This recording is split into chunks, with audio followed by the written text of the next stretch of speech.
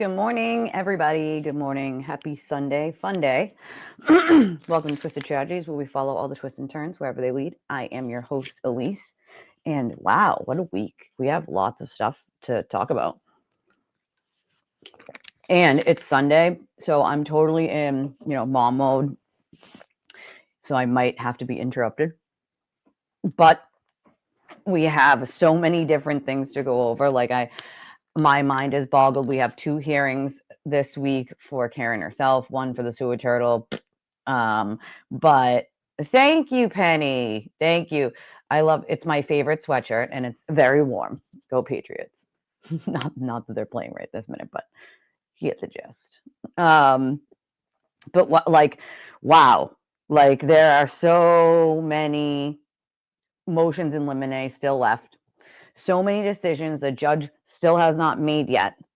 But the most important thing is the Commonwealth's witness list. And I'm sure some of you went over this with Kevin or whoever else. So maybe it's a double up for you. But here's the thing. I give a different opinion, a different take on certain things than other people. Everybody in their own channel has their own way of doing things. I have more legal expertise. So where Kevin sort of, is just coming into this case, figuring out all the legal aspects. This is something that I've been doing for a really long time. So when it comes to the legal stuff, that's my forte. So that's how my channel is a little different than other people's.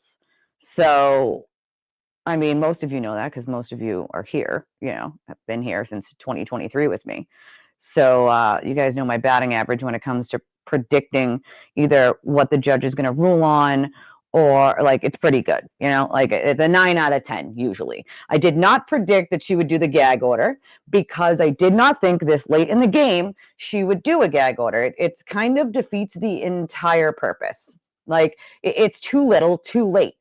Too little, too late. If you want a gag order, it's usually to stop information from leaking out. All the information has already leaked out, right? It's already, so in my opinion, it was too little, too late for the judge to actually put this gag order into effect now.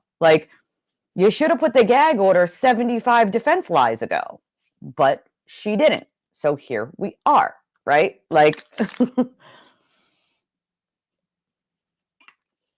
Does anybody's eye ever get itchy? I was just itchy, right there. Itchy. And that's another thing. It doesn't apply to Karen. I do think that Hank asked for that on purpose, though. I do think that he said, okay, I'm not going to ask for a gag order on Karen because it's her, case, right? So let's see what she leaks out after the gag order is in effect, because it's also on the attorneys to make sure that they're not giving their client something that they know will be leaked out. She's not the attorney on the case. She's the defendant. So, hold on. Give me 1 second. I can still talk to you guys while I'm doing what I'm doing. But yeah, the gag order exactly should have been done the first trial. So it's honestly pointless. Karen's hearings are on the 18th and 19th this week, and the sewer turtle has one on the 18th. But the 18th and the 19th this week, as far as I know, those are the ones that we're going to cover. I do think, like you guys said, it's a little too late, when it comes to the gag order. But I do think that Hank purposely did not ask for it to be for Karen, because if those attorneys give Karen information or documents or whatever that she then chooses to leak out into the world, the attorneys can also be held responsible if they're giving that information out, knowing that Karen is going to leak it. And at this point, the whole point is, if a reasonable person should have known, and you can't at this point say, Your Honor, we didn't know our client would leak this information to various YouTubers. They damn well know that's exactly what she will do with it. So it's not good enough to sit there and say, well, we gave her her own documents in her own case and didn't know she would leak it. Attorneys usually don't share every document in the case with their client. It's their job to put on a case. Not like if she wanted to go pro se, she should have went pro se, which is, like doing it yourself, defending yourself, being your own attorney. Like if that's what she wanted to do, that's what she should have done. But she didn't. So like the attorneys still have a level of responsibility to make sure that this information does not leak out. And I think Hank wanted it that way without the gag on Karen for a reason. It's almost like give them enough rope and see what they do with it, right?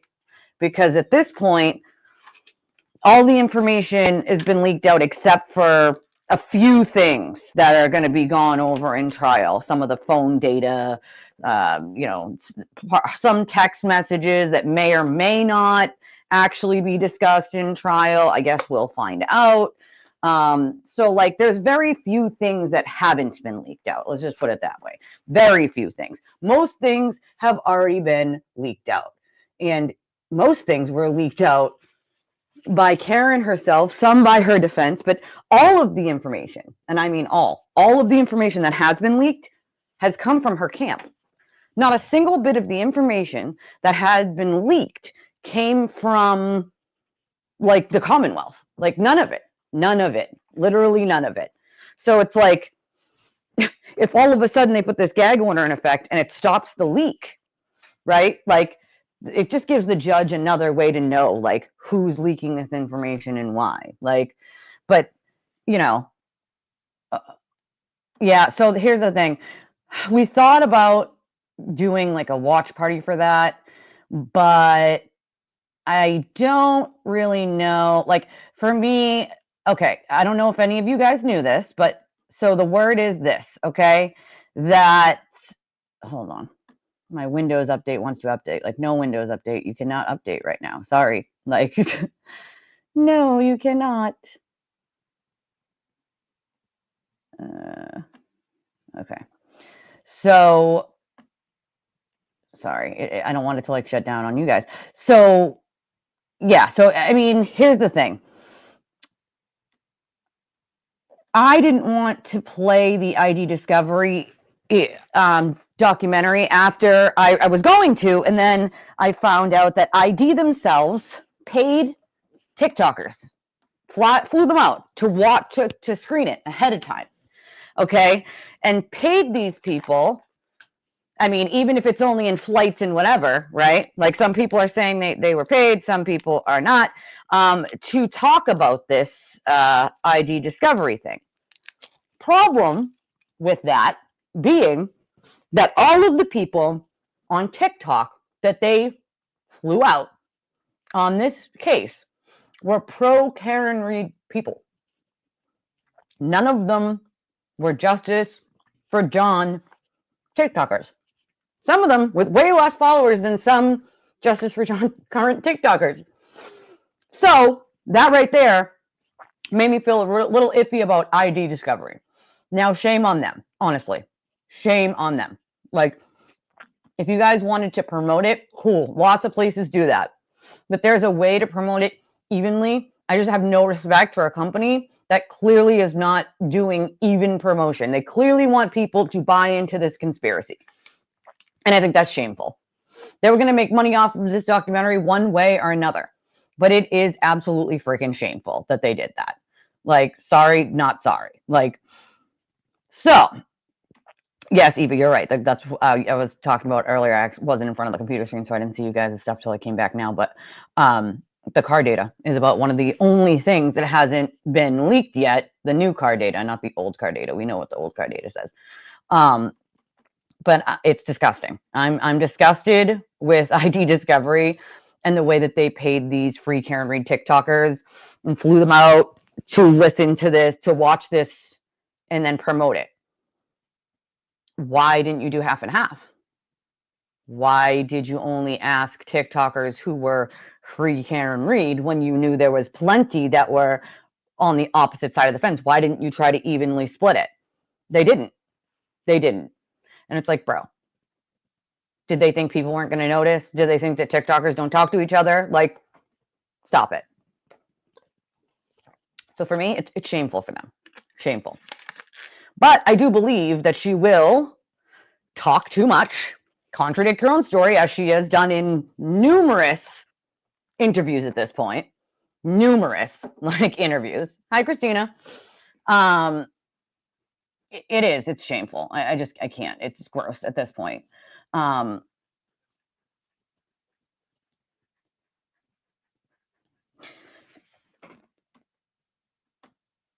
it is delusional. I agree. Appreciate the counter to the free Karen Read BS. I'm free Karen Read too, but it's not free her. I mean, you're welcome. I'm just like a little confused. Can you elaborate on that a little? What you mean? Her face expressions. Yeah, that was something that the jury took into account. They did not appreciate her facial expressions and her body language. They were like, "Yeah, no, we don't. We're not liking it. We don't like it." Like they did not appreciate it. And I don't blame them because she's smug, right? Like if you're a murder defendant and you probably shouldn't sit there making faces at your own trial like that. The entitlement there is real, and the amount of like facial expressions and things that she did pre-trial. It's like if you couldn't control yourself pre-trial and then we get to trial and you definitely can't control yourself, like she's never going to be able to control herself when it comes to the second trial. Like most defendants control like their facial expressions and they're told that by their attorney because it can be taken by the jury as like a way for them to be like, we just don't like this person, like because of their like facial expressions, because of the way they're acting, we just don't like them, right? Like it's not rocket science. I can't. So it's like I have to watch these things because I cover the case and because I've been covering the case since 2023. But like, believe you me, some of them I want to throw something at a screen. Like for instance, I will not watch the sewer turtle. I absolutely refuse because all the dude does is lie, literally 24/7. Like contradicts his own lies, like in a sentence after he just told a lie, and like they still don't pick up on it. They still are just like mindless zombies. And I'm like, is this real life? Like, is this real life? Like, so I can't do it. So I have someone else that does it for me. Thankfully, they're very brave because there's no chance in hell that I could do it. Hey, kid. It is wild. It is freaking wild, dude. We are going to go over some of the motions. I'm just getting mass courts up on the screen, on my other screen, and I just got to type in the number to the case. I actually have only seen one clip so far. I've been very busy this weekend, super busy. I was going to get all caught up tonight on anything that I had missed, but I don't know. I'm hearing that Nick Rocco is a little pissed off. I don't know. I don't know what that means. If he saw it ahead of time, I have no idea. But I mean, when I see a bunch of people that are incapable of using their brain cells, for instance, and everything that would show that she's guilty with actual evidence, they just go, oh no, that's fake. Oh no, that's tainted. Oh no, everybody's corrupt, so that doesn't matter. Like, that's not critical thinking. That's not normal. That is your brain pushing anything away that is against what you're believing. That's part of brainwashing. That's part of being in a cult. And unfortunately, people don't realize they're in a cult until they're out of the cult. So that's where it gets tricky, right? He is very unstable, extremely dangerous. And I love when people are like, oh, he's not dangerous. Like, if you don't think brainwashing and cultism is dangerous, then you would be saying that people like David Koresh and Jim Jones weren't dangerous. I mean, they weren't beating people, right? Like they were just controlling them, like till they all died. But that's okay because like they're not dangerous, right? Like the actual like mental gymnastics it takes to come to that conclusion and say somebody who is controlling a mob of people with dog whistles, making them do what you want them to do here, there, and everywhere, spreading lies, attacking anyone, and I mean anyone that does not agree publicly more than once. It's not normal. That's not normal behavior. That's absolutely abnormal, dangerous, unhinged behavior. Like, oh, hey, absolutely unhinged. There's no ifs, ands, or buts about it. Like, I did too, Dougie. So welcome to the club, because when I first started covering this case, we weren't getting any mainstream media information. So he was the only information you're getting, and you're assuming that the information you're getting is correct. Well, the problem started coming when you got catching him in numerous lies, right? And then when you start catching him in the lies that they're actually like pieces of, and then the evidence was released, it was like, around November of 2023 when actual evidence was released. I had to rethink this whole thing. I had to go back to the beginning. I had to dig deeper. I had to tap into different like people that I hadn't talked to before, like about this case, like, and I had to use different sources to get to the truth of what was really going on. And when I did that, all the evidence came crashing down on my head. And I had all this evidence sitting in my lap that proved that she wasn't innocent and that it was all BS. So I'm like, great, now what? Like, a lot of people realized she was innocent, not innocent, and then they just disappeared, right? Like, there were people who had shows that were, she's guilty, she's not guilty, she's not guilty, she's not guilty, but then they just stopped talking about it when they realized she was innocent, she was not innocent. And so for me, it's like, God, when I realized she wasn't innocent and like all this evidence was basically hitting me in the head that she was guilty, I was like, what am I going to do?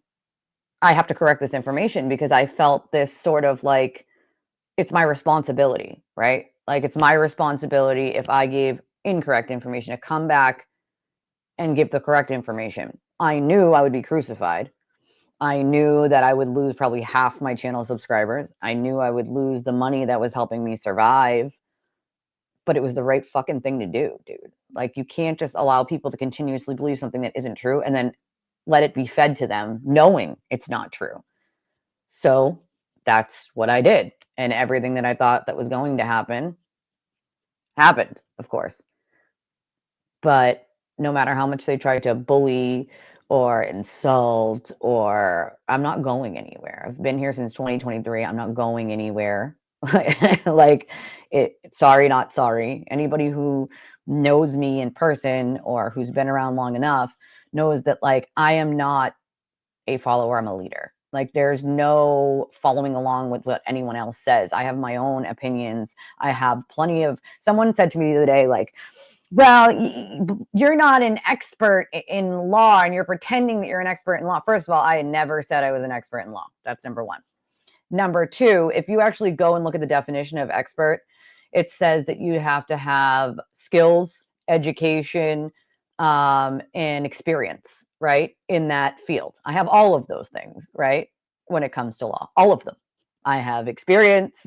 I worked in the criminal justice system. I worked in corrections.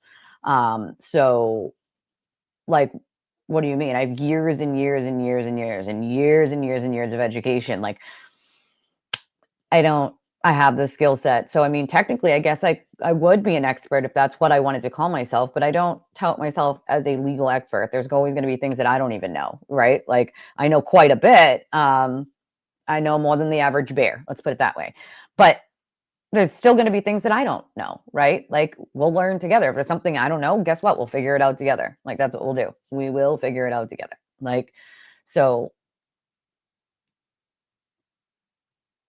it's insane to me. Like, that's a good question, Brian. And I don't know the answer to that, but I can answer this. That many other women have been brainwashed into doing exactly that, which is staying with someone that does that. It's technically abuse. It doesn't have to be physical to be abuse. I think people forget this. They also changed the definition of abuse in the state of Massachusetts to include coercive control. Okay. Coercive control happens a lot. It could be emotional abuse, mental abuse, or physical, psychological, or all of them, or coercive control. Like, it's that simple. Like, so, I mean, to me, it's more being afraid that like it's going to be a mudslinging contest when you leave, because let's get real, it will be. That's exactly what will happen. You know, that's exactly what will happen. It's just insane to me. Like, so also her habeas was denied. Karen's habeas was denied. I'm going to talk about this, Deb. Not right this second, but this is one of the big things I'm going to talk about today. Well,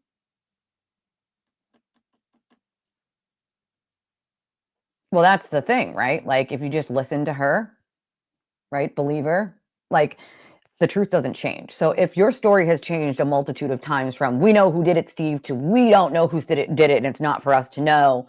I did a 3-point turn, but I didn't do a 3-point turn. I didn't even remember being out front of 34 Fairview, but I remember seeing him go to the door.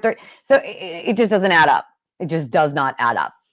And so anybody with critical thinking skills that isn't in a cult could go, holy shit, hold on, there's something wrong here. Like, she isn't actually innocent. She's actually guilty. Like, what is going on here? Like, I thought she was innocent, right? Like, there were so many people along the way, even till now, that have come to me like, shit, I really thought she was innocent, and I just realized she's not. Like, what do I feel ashamed for the things I've said to other people? I feel stupid for falling into this. Like, I think I'm just going to fade off and not say anything to anybody. And a lot of people did that. And that's their prerogative. And I don't judge them for it. But for me, like, if I came here, I got to correct the information. Like, it is what it is. Like, I lost a lot doing that. It's the right thing to do. Like, there's not really a choice. It's the right thing to do. So, like, for all these people that keep jumping on the free Karen Read bandwagon, they're not jumping on because all these law tubers, they're not jumping on. First of all, most of them don't even practice law anymore. Like, let's just put that out there. Most of them, Emily B. Baker does not practice law anymore. She's a full-time YouTuber making over $100,000 a year. Like, so it's like, most of these people don't practice law anymore, or they practice civil law. Like, most of them have no clue what they're even talking about. And it's like, you're either really dumb, or you're just saying what's popular because you're looking for the attention, whether that's the donations or the publicity to get more clientele, whatever it is. That's why they jump on, right? There's no money over here in the she's guilty camp, right? Because that's not the minority loud opinion, right? Because I'm not going to say majority, because realistically, the amount of people who have realized that she is guilty is astronomical. And I don't think by a long shot that it's the majority think she's innocent. At least not the majority of people that actually like have looked at the evidence and used their brain cells. Like, and that's the other thing. They will literally just lie and put shit on Twitter. And the problem is 90% of people literally just parrot what they say. They don't actually look into whatever that person's saying is actually true or not. They just reparrot it over and over and over and over and over. And so it becomes like a mantra. And that's part of like mind control, is a mantra. Say something long enough over and over and over and over and over and over so people believe it. Like, there's something wrong with that. That's not normal. Like, that's not normal. Oh, yes. I can't wait for the consciousness of guilt instructions. I'm going to talk about that too when we get to the witness list here. Yes, exactly. Justice for John. Yes, I do consider myself a source of information. Lots of information, for that matter. Good morning, Francesca. Or tell them to take a multivitamin. Either that or that. Hi, Kyle. Well, that's the thing. Nobody knows everything, right? Like, you're just never going to know everything. Do I know a lot? Yeah, I do. Like, no, AC, I don't. Because, see, people don't even actually know the real story behind that. They just assume they know because Aiden says so. Like, no, the real story behind all that was at the Halloween party. Aiden's then girl he was seeing called me, and she was bawling. And even Kyle can tell you this. He had called her that day. She was already ready for the party. She's ready to leave and go to the party and meet us all. He called to say he was bringing his new girl that day. And basically, you're telling another girl that this girl exists right now. So she wouldn't come. I told her to come anyway, have a good time, just ignore him, like whatever. She didn't want to come. I don't blame her. It is what it is. But the new girl had watched my show, and she had come over to talk to me and about a story I did on someone she knew, on a case that someone she knew, and thanked me for the way I covered it. And I just started talking to her, and she asked where that girl was. And I said, well, she's not coming. And she's like, well, I wanted to talk to her. Right. So in my brain, I'm like, okay, she knows what's going on. Right. And maybe she just wants to say like she didn't know what was going on, like whatever. And she's like, well, I wanted to talk to her. And I'm like, but I don't understand. Why would she be here when she just found out you existed today? And she's like, what do you mean? And I'm like, oh boy, here we go. That's all it took.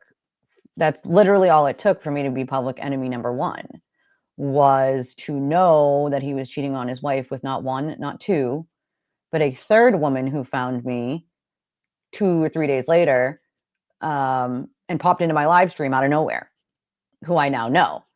So 3 different women. And so it's his MO to get ahead of anything that might come out. Now, mind you, I would have never said anything to anyone because whatever, like that's not my problem, right? Like I don't give a shit about that, right? But in his peon brain, if he doesn't attack someone first and push out the fact that they're bad, right? They're bad, then that's a thing, right? Like, so if you go back even years before this case, his MO is to, if anybody who finds out information on him, even Tom CPU, who found out that he was cheating on his wife with Leah, what did he do? He wrote a blog about Tom and went after Tom because Tom found out he was lying. Aiden did not admit it.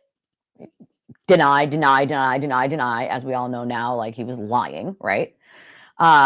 Completely ripped apart Tom, which is why I just don't understand why some of these people even go back and follow him. It's like, dude, did you expect something different's going to happen this time? Like when you find out information you're not supposed to know, like that's what's going to happen to you. Like, but even after that, even after I said, you know what? And I said this on my show, I said, I'm not going to like respond to an adult tantrum, because that's what he was having, right? An adult tantrum. And it was many things. One thing he really hated was people telling him that they liked my show. He really hated that. I found out later on, like it really burned him, pissed him off. We also know he doesn't really love women in general. Like he likes going after women. I think he thinks that because he's a man, it makes him like, dude, sorry to tell you, but plenty of women are 10 times smarter than him on any day. Okay. Like, so I don't know why he even bothers. But even after that debacle, I still thought she was innocent for a little bit. So no, the answer to that, I don't think so, AC, because I got the evidence maybe about a week and a half after, or maybe 2 weeks after that. I still thought, and I still had shows on thinking she was innocent. I would have just kept on going if that's what I still believed, whether he was going to throw his adult tantrum to hide the truth or not, because that's normally what he does when he's usually attacking someone. He's trying to hide something that he has done or is currently doing. And if you go back years, long before this case, that's something he's done for a long time. He has a very bad pattern of behavior, and he's a creature of habit, right? He does the same things over and over and over and over. They have worked in the past, so he just assumes they're going to work every time. Unfortunately for him, that time is running out. So, well, I agree, Barb, and I appreciate it. Not everybody is going to be familiar, with me. So I'm still trying to introduce some people who aren't familiar with me, Well, they're just gonna, right? Like they just come after me too, like on a daily basis. And it's like, I just ignore them because it's like, I don't care at this point. It's been happening since 2023. And it's like, if you don't know me by now, like most people know me as like a real life person by now. And they just like laugh at it because they're like, I'm like the complete opposite of what they like claim. So it's like, to me, it's funny at this point. Like, I think so many people believe her because they've been brainwashed to. I kid you not. That's literally the answer. Like, they have literally been brainwashed to believe it. Like, it's absolutely insane. Like, Well, that's the thing. Everyone's lying except for her. Like, again, let's go back to common sense here. Every single person is lying. This has to be a vast conspiracy of over 100 people for this to work. Okay? It just doesn't work. It doesn't work. The pieces of the puzzle don't fit together. Karen is the only one responsible for hitting John. I'm sorry, but like that's the reality. Like, yeah, they first stated it was an accident. She felt so bad. Mind you, I've heard her refer to John as that body, and never once have I heard her say, I loved John. I love John. I miss John. It's always more about victim blaming and how she feels about her, case than John. And that's a goddamn shame. Like, goddamn shame. Yeah, it's purposeless, Doug, to even listen to them at this point, honestly.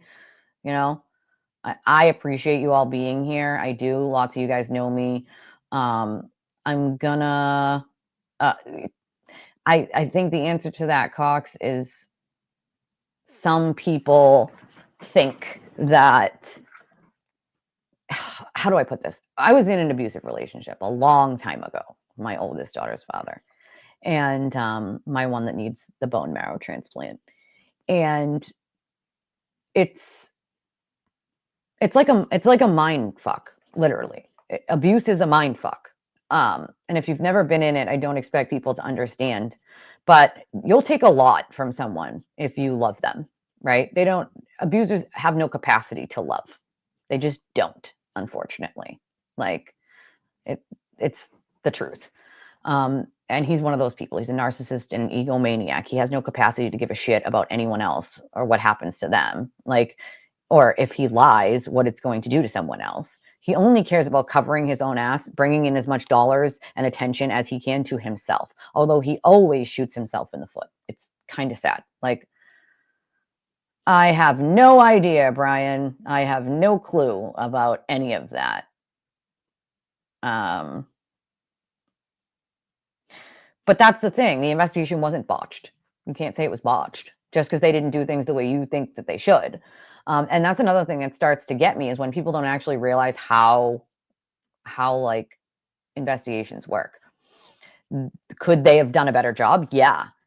But there's no way for them to know that some vast conspiracy was going to emerge. Like, this was pretty open and shut. Like, there's taillight everywhere, dude. Like, she clearly hit him. Like, you know what I mean? Like, it's not, they never could have thought that they were going to come up with some crazy conspiracy about a basement in a house that John never went in, as we know from his GPS coordinates from his phone, and a dog that did not bite him, which they claim bit or scratched, or they don't even know which, and that multiple people in the house hurt him, which again he never entered the house, so that doesn't even line up. But the cops could not have ever imagined that was going to happen, ever. And it's a lot of the time people are being told this was done wrong. And do you guys not remember in the beginning, Aiden told everybody there was taillight on top of the snow? They had to dig for it. It was not on top of the snow, okay? Told everybody there was missing belts and missing shoes and cops never found them. They did. Okay, they did. They did. Like, those were all lies. Like, there were so many lies that led people to believe that this investigation was so terrible, so bad. Did they make mistakes? Sure. But that doesn't make her any less guilty. It doesn't, you can't change vehicle data. Her vehicle data isn't changed. It doesn't change that evidence. It doesn't change the evidence of John's phone, his coordinates, any of that. It changes none of that. So, I mean, yeah, you can still find someone guilty because there is still evidence to prove she's guilty that could not have been altered. So, I wouldn't agree that it was botched. Could they have done better? Yeah, they could have. Did they make some mistakes? Absolutely. But we're talking about a small town that hadn't seen a murder in like 25 years. They're not Boston. They don't have murders every other day or every week, or, you know what I mean? Like, well, that's another thing. A lot of people say that exact same thing, Barb, that it was her herself that convinced them. Oh, I remember that, Francesca. I remember that. Yeah, I'll explain that real quick. While I'm explaining so what Francesca said here is, I found it interesting that KR was trying to control what Tristan Tragedy said in the post. I hadn't heard about that before. So, yeah. So when I was talking about I had inside information that that Proctor and Buchanan were getting their DNA taken to test the back of the car to make sure they didn't touch the taillight, right? So I had inside information on that. Went on my show, started talking about the DNA, right? I get a message from one of the top commanders over at Sewer Turtle Inc. And they're like, if you care about Karen, you will not talk about this. She does not want this talked about, basically. I'm paraphrasing, but basically. And in that moment, I was already live, mind you. I was like, yeah, no, I'm not doing this anymore. Block, right? So then that person decided they were going to go over to my my podcast page because they're not blocked from that yet, right? You're pathetic and you have no sources. Mind you, I'm giving information that like is not public. So clearly I have sources. Um, you're pathetic, you have no sources, and if you cared about her, you would stop talking about this. Block. No one, and I mean no one, is going to tell me what I can talk about on my show. I don't give a fuck who you think you are. But I found it quite interesting. It was my first red flag that any murder defendant needs to control what a small YouTuber with less than 4,000 at that point, it's a little over almost close to 4,000 subscribers, which like good riddance, you know, if you're not a critical thinker and like you can't be kind, even if you disagree, then cool.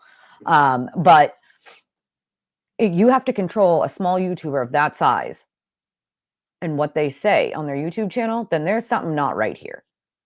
I have never seen in my entire life a murder defendant try to control what's being said on live streams on YouTube. That's absolute insanity and was a very first red flag for me. Like, very first red flag for me. So I am going to pull up the mass court stuff. I just need to put in the case number here just to go over some of these motions in limine that we still have for the case. In the meantime, if you guys could like, I would appreciate it. Subscribe. If you can, give a donation. I'm a small channel, as you know. I literally only survive on donations from you guys that I read live here. So if you can, it's on the bottom of the screen. It's Cash App, PayPal, Venmo. I would really appreciate it. All right, this is what we're going to do. We're going to put in the number here. Whoop. What the hell? Oh, this is the, oh, no, we don't want that one. Yeah, her habeas was denied. The federal judge denied her petition for habeas corpus, which she wanted like the jurors called back from the first trial. Like, yeah, no, that's not a thing. Like, all right, hold on. All right, here it is. I should know this case number by now, but because I look so many up for so many different things, like I just don't.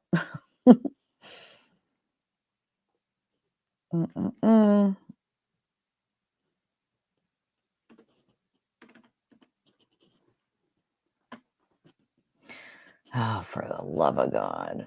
I didn't capitalize.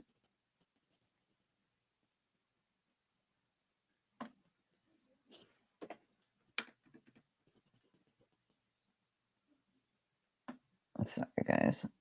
I get this in here so we can look at all the motions in limine.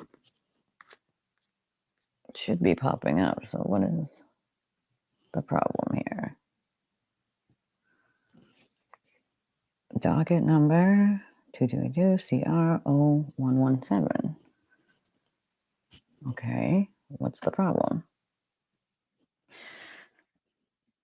It's like telling me no records found, which we know is not true. So what is going on here?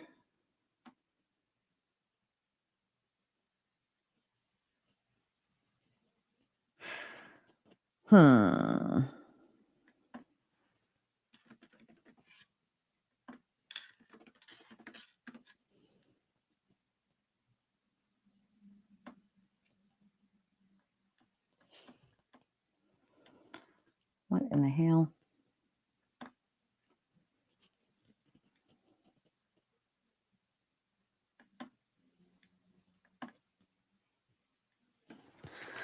I'm gonna try one more time.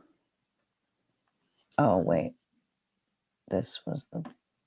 No, this is right. What's happening? This is Superior Court. I'm not understanding what the problem is and why it's not pulling it up. Let's try it again.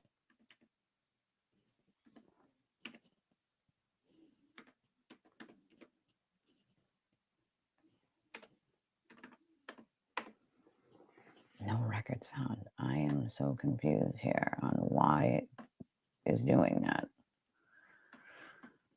All right, I'll have to look it up this other way. Hold on. I have it on my phone, so I'm going to have to do it that way then. I have the witness list there too, so.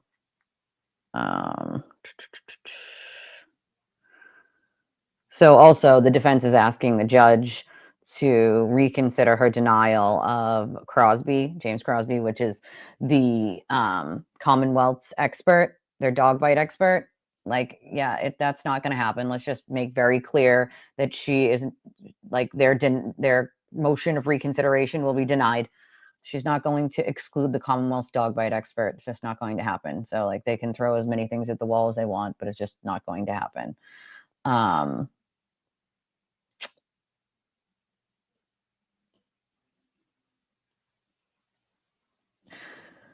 Okay. Hey, Freak, my buddy. I know I'm behind on my, I'm sorry that I'm behind on my comments here.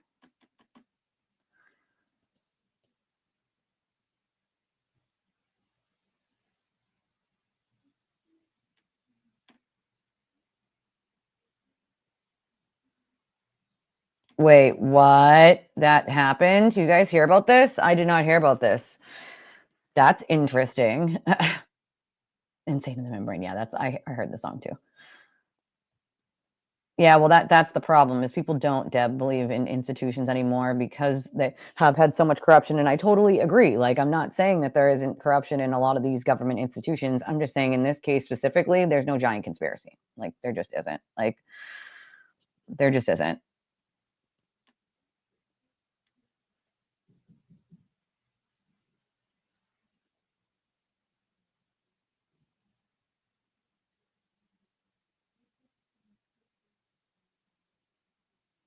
Yeah, 5 million ways to buy a lot of nonsense is true.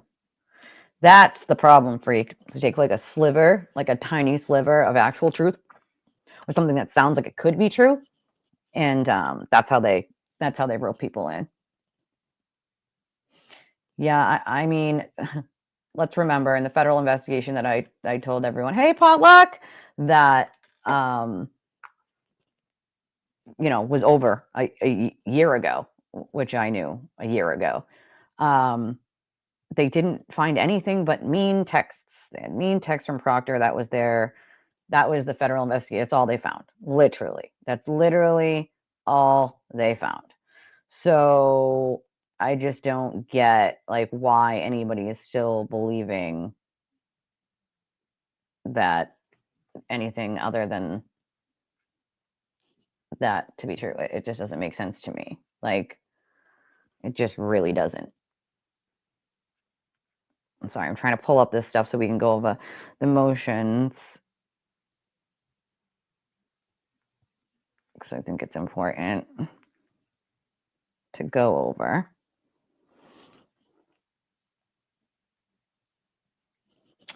There's lots of rumors, but I will tell you that there is a lot of card data. A lot.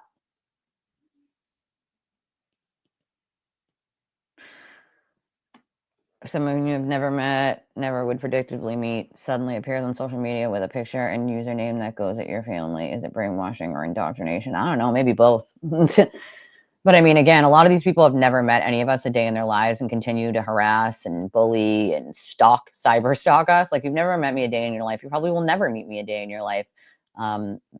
Crazy stalker people. And I'm a people person. Like, I like people in general.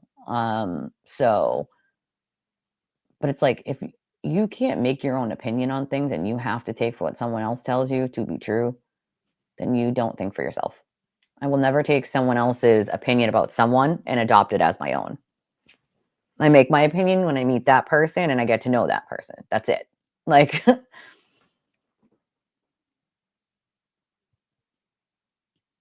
Oh, yeah. Well, that's the other thing. When Emily is allowing this behavior to happen in her chat, knowing that like half of it is nonsense. She worked with Jackson, and there was another person who told me, this was a good one, over on Twitter, you guys are going to love this, that I'm an idiot because she was a prosecutor and Jackson's a defendant, and they did not work together. And I literally, reading it, just started dying laughing. And this exactly proves my point of why these people don't take 5 seconds to use their fingers and go and research. They did work in the same prosecution office together. Jackson was a prosecutor before he was a defense attorney, and Emily D. Baker and him worked in the same office in LA. So yeah, sorry, they did work together. So like now, so again, the cultist that was like thought they had this gotcha, like you're an idiot. One's a defense attorney, one's a prosecutor. They did not work together. Like just spun it back around on themselves. Like they absolutely did work in the same office, and he was a prosecutor before he was a defense attorney. They're genius. Like, so it's like they think that they're like trying to insult you, but really they're just insulting their own intelligence at that point. Like, I know, they need to leave poor Chloe alone, man. Like, capital letters. Listen, we don't care about capital letters over here. You can have caps if you want. Morning, Kath. Oh, yeah, everyone's in McAlbert. I've been in McAlbert for like, T minus 20 since 2023. I've also been in on it, apparently, since 2023. I was like sent, I'm on the list of people who are in on this conspiracy, apparently. I made a list of conspiracy, you guys. Amazing. Well, I will tell you that Hank has done a very thorough job. And I'm going to talk to you guys. I mean, a lot of you have been here for a long time. So a lot of you can attest to what I told you a couple weeks ago when I said Hank, right before trial, will file something to keep Aiden out of that courtroom. And lo and behold, what did we have? But the sewer turtle on the witness list. Now, one of two things can happen here. He can be on that witness list and never be called, thus keeping him out of that trial, the entirety of it. Or he can be on that witness list and be called, but then he's going to have to answer some questions that could incriminate him. So he can either plead the fifth, which then tells the world that he's hiding something by pleading the fifth, which I don't think his ego allows him to do. I don't think for 1 second his ego will allow him to plead the fifth. Just let's make that abundantly clear. Not for 1 second. I think if he's called, he'll testify. He'll get eviscerated by Hank. He'll sound like a dummy because he's not going to be able to keep his lies straight at that point. And he's going to attempt to try to not make it sound so bad.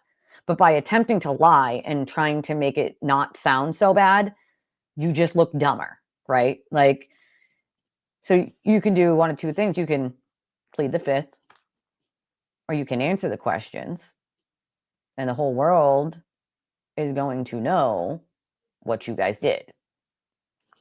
Either way, it doesn't go well for Sewer Turtle.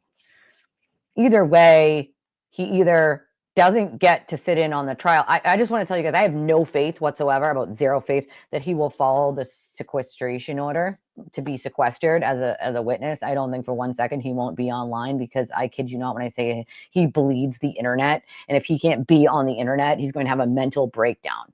So, I don't think for 1 second that he'll stay off the internet or not talk about this case while the trial is happening, or not attempt to watch it while it's happening. I think absolutely he will break that order. I don't have any faith that he won't. Like, I just don't. Yeah, we got like 200. I mean, usually we're anywhere, and it's a Sunday morning, so usually we're anywhere between like 300 and 500, but I didn't expect that much on a Sunday morning. It's Sunday, everybody's just chilling. Some people are still sleeping right now, but it is what it is. Hold on 1 second, you guys.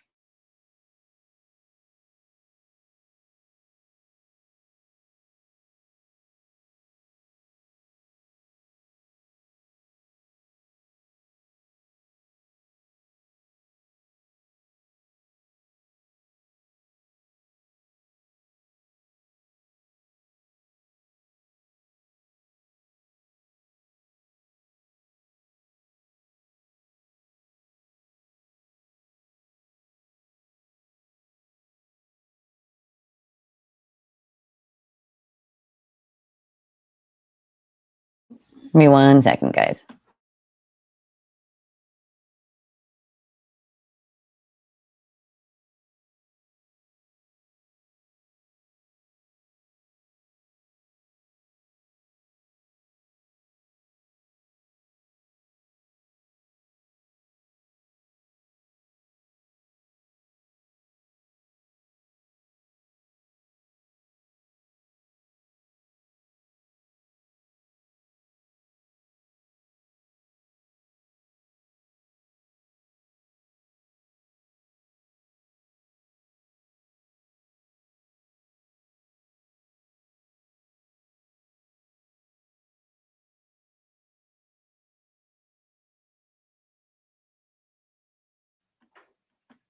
Sorry, guys. My little wants her friend to play Roblox, so I was texting her friend's mom and telling her she wants to play Roblox with her. Yeah,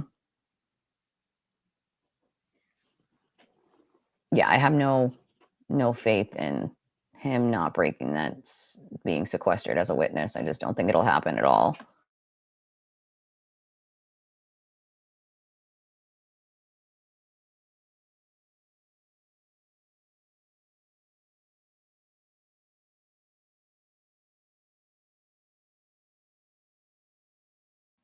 I just don't think it's going to happen. That's the, you know, yeah, that was really really sad of them to try to ask the judge to reconsider the Commonwealth's expert witness to not be. I promise you that's not going to happen. Like, their motion to reconsider keeping Crosby out is going to be denied inevitably. But I think we'll see a flurry of these motions in limine and some of these other motions be answered this week, because she's got to hurry up on answering these. The trial is coming fast, 2 weeks, and she's got to get the answers to all these before then, right? Like,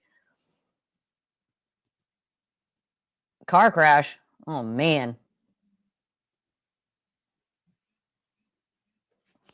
That's no good. Those people should probably like less drinking in their lives. Like, oh, you have no idea.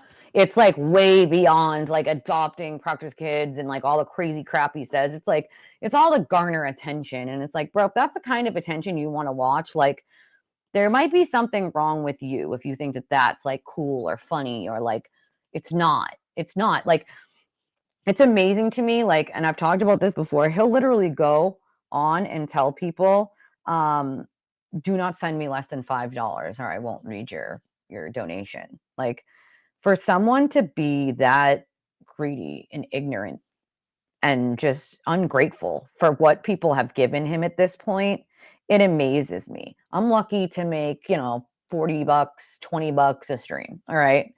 And usually that's going to cover the cost of actually streaming. So for him to be like, $5 or more, it's not worth my time. Like, I'm sorry, what? If it was 50 cents, it's worth your time, because somebody took 50 cents out of their paycheck to give to you, to say they appreciate you. I don't give a shit if it's 25 cents. You say thank you. You appreciate it as someone who's giving you something, right? Like, what is wrong with you? Like, the actual like smug, entitled a-hole, like, that's not cute, dude. It's not cute to be like, no, well, if you don't, it's not $5 or more, it's not worth reading, and I'm not going to waste my time on it. Like, maybe they can't afford $5. Like, shit, that's a gallon of milk. Like, so what? Like, that's just insanity to me. Like, I'm sorry, but that is the most ignorant comment I have ever heard coming out of him. And we've heard some ignorant ass ones, but like, that's ignorant on a different kind of level. That's ignorant on a level of like, I could give a less about any of you. I just want your money. Like, that's what that level is with him.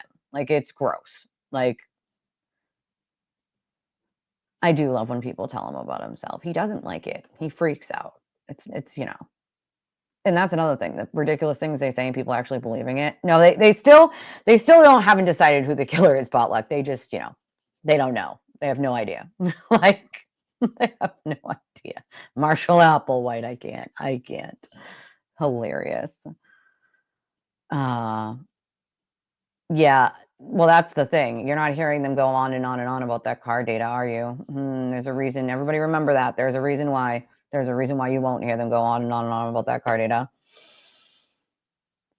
Thanks, Kyle. Well, Kyle's probably been with me one of the longest, right, Kyle? Like from the very beginning.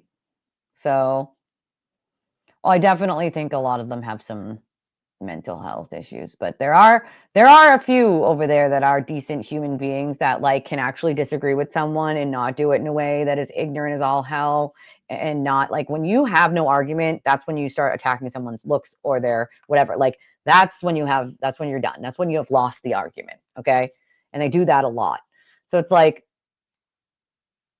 but I have had probably 24 of them that I am like Sean. I've been friends with Sean for a long time. We don't really talk about the case because we just normally don't. But a lot of people, like Kyle, for instance, might think Karen's innocent, and like they don't come here to start a problem. They come here because we're friends, and like they're supporting a friend, right? Like that's real. Like it's, you know what I mean? Like people can actually imagine that, not agree on a case, right? But still be civil human beings. Amazing, isn't it? Amazing. Like I can't. Oh, he said that. Oh, let me burst his bubble real quick. Let me burst his bubble. Oh, goody, goody. Let's do it, guys. Okay. Let me burst his bubble. Hey, sewer turtle. People can still hurt your feelings even though you're on the witness list. Why don't you go argue that in your case where you're saying it's the First Amendment and you have a right to say whatever you want? Yeah, that's not how it works, buddy. Just because you're on the witness list for the Commonwealth doesn't mean that we can't call you what you are, which is a vile, disgusting piece of shit who does nothing but pathologically lie about people he doesn't like because he doesn't want the world to know who he is, because he's very insecure about the shitty things he has done. Because that's who you are, sir. That's who you are. Now, if you want to fix that, you got to take steps to fix that. You have taken 0 steps to fix that. You just continue on down this path of just being a shitty human being. And so let me hurt your feelings a little. You're a shitty human being. And I will say it until the cows come home. So I guess they're going to come arrest me now, right? Like, because I called you a shitty human being, because I hurt your feelings, because you're a very little man. You're a little man. And I don't mean that in sense of like size. I literally mean inside and out. You are a little man because you think that trying to make other people feel little is the way to make yourself feel big. And Psych 101, sorry to burst your bubble, it's not. That means that, sir, you are the problem, not the people that you're trying to attack. It's not them, it's you. It makes you look unintelligent. I'm sorry. Like you have no emotional intelligence. We already knew that.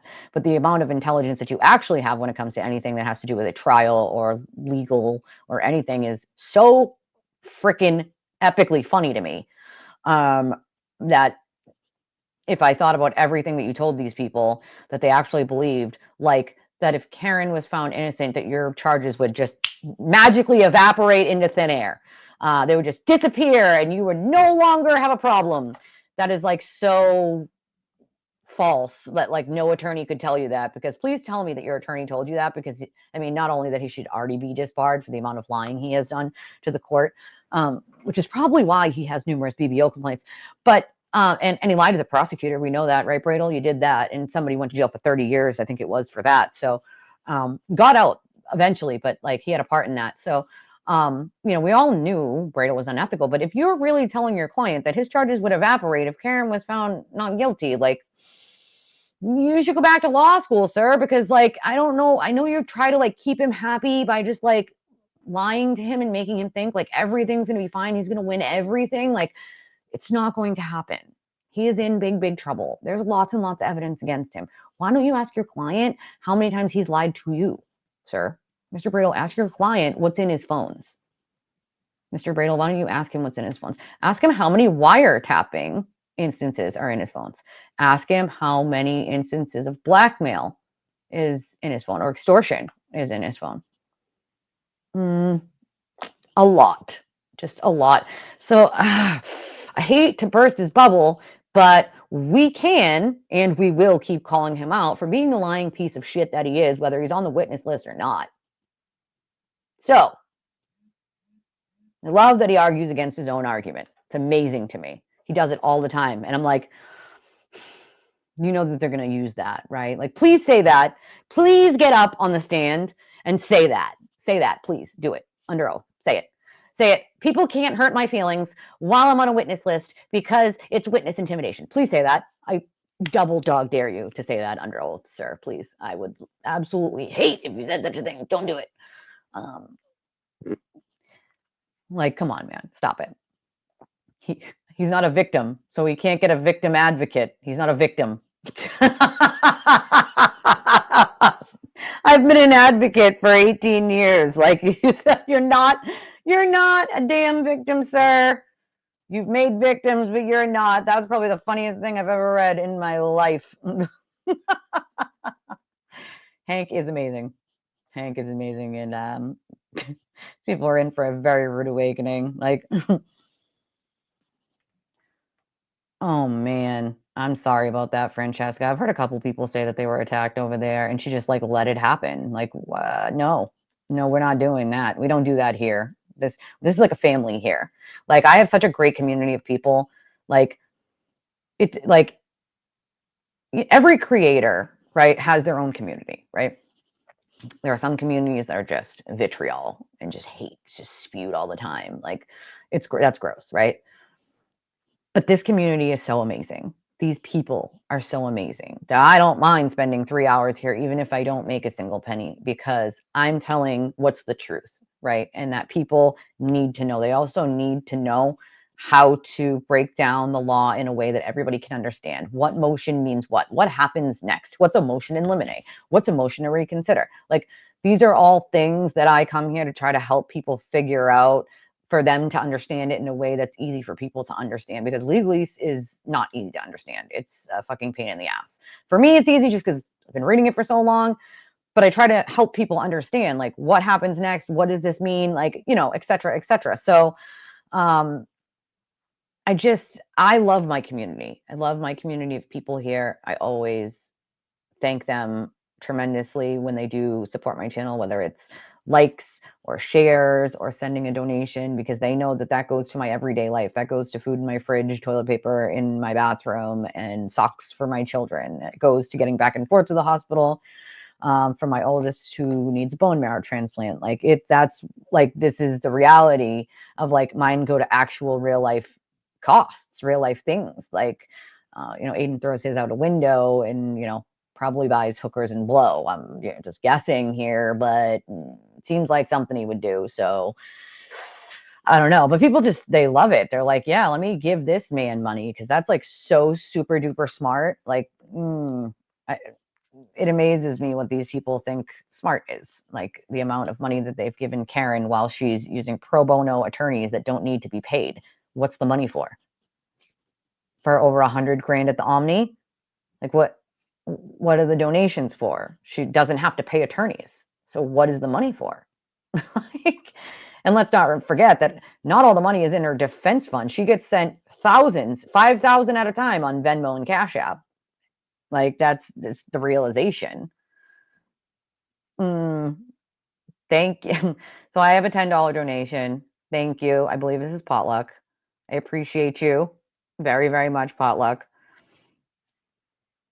I appreciate anybody that donates, because I'm a tiny channel. I'm a tiny dude. I'm not a very big channel. I'm a small channel, and my channel only survives if I can pay the costs associated with even running a stream. Yeah. He can try. He can try, He can try to weaponize witness intimidation. Unfortunately for him, it's not going to work. But yeah, we got a lot of those. The lawyer, brother counsel, like, and what really bothers me the most is most of these attorneys, if they pass the bar and they went to law school, know they're lying to their audiences. They know they're misleading them. They know for 100% fact, they know. They're just doing it because that's what gives them the clicks and the views and the donations. Like, they roll in, and I when I thought Karen was innocent, yeah, they will roll in quickly, and a lot of them. Like, and I knew I was giving that up when I realized she wasn't innocent. Like, and it's a big hit, you know, but what's right and what's wrong? Like, I'm not going to sit here. I refuse to be a channel that lies just for the money or the clicks. I won't do it. And somebody said to me the other day, like, one of the cultists came onto like one of my channel, my YouTube channel, and was like 550 views, wah, ha ha ha, like laughing face or something. And I'm like, we don't count views over here. Also, that video just got put up, like FYI. And two, I don't care. Like, I don't give a shit. Like, I don't care if it gets 5 views or 100 views or 100,000 views. I'm doing my job by telling the truth. I have sources. I get information before a lot of other people get information. It's that simple. I bring what I can to you guys. There is anybody who's been with me long term knows like the information that I've given before it happens. So like, you can choose to listen to whoever you want. You can choose to watch whoever you want. But when you come to my channel and you go, or we'll have one in the chat once in a while that will only see the number of people here on YouTube. That number is not indicative of how many people are actually watching me right now. I have that number on my screen right now. That's the number of, because when you stream more than one like place, most of the time you're streaming to more than one platform at a time. I am streaming on 2 platforms right now. I chose 2 today instead of 3, but I chose 2. So I am streaming on 2 platforms today. So I have the number at the top of my screen of how many people are watching me from all of the platforms I'm streaming on. So when they come onto YouTube and they go, oh, you only have blah, blah, blah, blah, I'm just like, this is once again a product of not doing your research and not knowing what you're talking about before you open your mouth. Now you look stupid because you don't know how streaming works. Like, so it's like, to me, it's amazing that these people keep talking without bothering to do their research over and over and over and over. It's like, what? I can't. I literally cannot. Like, oh yeah, no, make no mistake, he's hitting the ceiling about not being able to stream the trial. Hitting the ceiling about not being able to be there or stream it. Like, oh my God, did anybody get clips? I have to see these. True crime, did you get any clips that you can send me like on Twitter or Facebook? Like, I would love to see some freakouts because you can't, because I already know, like, you know, I'm friends with 3 of his exes. And I know how he's going to react to certain things. I knew he's going to absolutely get it. So like, what he shows people on a screen is not actually what happens. When that screen goes off, he is all panic. All panic. Oh, I don't care. I'm not even worried about it. Screen goes off and dude's like ready to lose it. Like, yeah, he's not this time, Potluck. You are right. He is definitely not getting it this. It's just not. Like, it's just not. Oh yeah, we're all McAlberts. Like, if you disagree with them in any way, everyone's a McAlbert. What pisses me off about that like phrase is that it assumes that the Alberts and the McCabe's are one and the same. They're not. They're 2 different families. 2 different families. I know the Alberts, some of them, and they are wonderful people. Chris is a wonderful guy. If anybody ever gets a chance to go down to D&E and show your support, buy some food. You don't even have to go there. You can buy food on the phone and tell them you want them to donate the food, like whatever. Any way you can support D&E, please do. They're amazing down there and the food's really good. Like, and Chris is a sweetheart. Like, he really is. You know, Peggy and Paul are rock stars. And I mean, it's a damn shame what has happened, because it extends far beyond the witnesses and the family, the amount of harassment that people have gotten. I've been dealing with it since 2023 on a daily basis, just because I simply tell the truth. Like, whether it's phone calls, emails, text messages, like, it's every single day. Like, these people think it's normal to be doing this to people they don't know and have never met just because they don't agree with them. Like, that's not normal behavior. Like, it's just not, you know. That's exactly it, Potluck. You just put it beautifully. Oh, he has special rights because he's on the witness list. What an idiot, dude.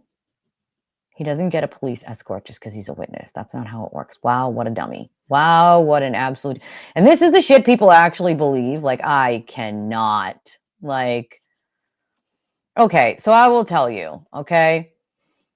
What people don't seem to understand, and a lot of these out-of-state attorneys don't grasp this either. Not even Bettero did, and he was asking to be on her team, but he didn't know that murder too doesn't require intent in the state of Massachusetts under the C statute. It does not require intent. It only requires that a reasonable person would have known that driving drunk in a blizzard and backing up could have resulted in injury or death to someone.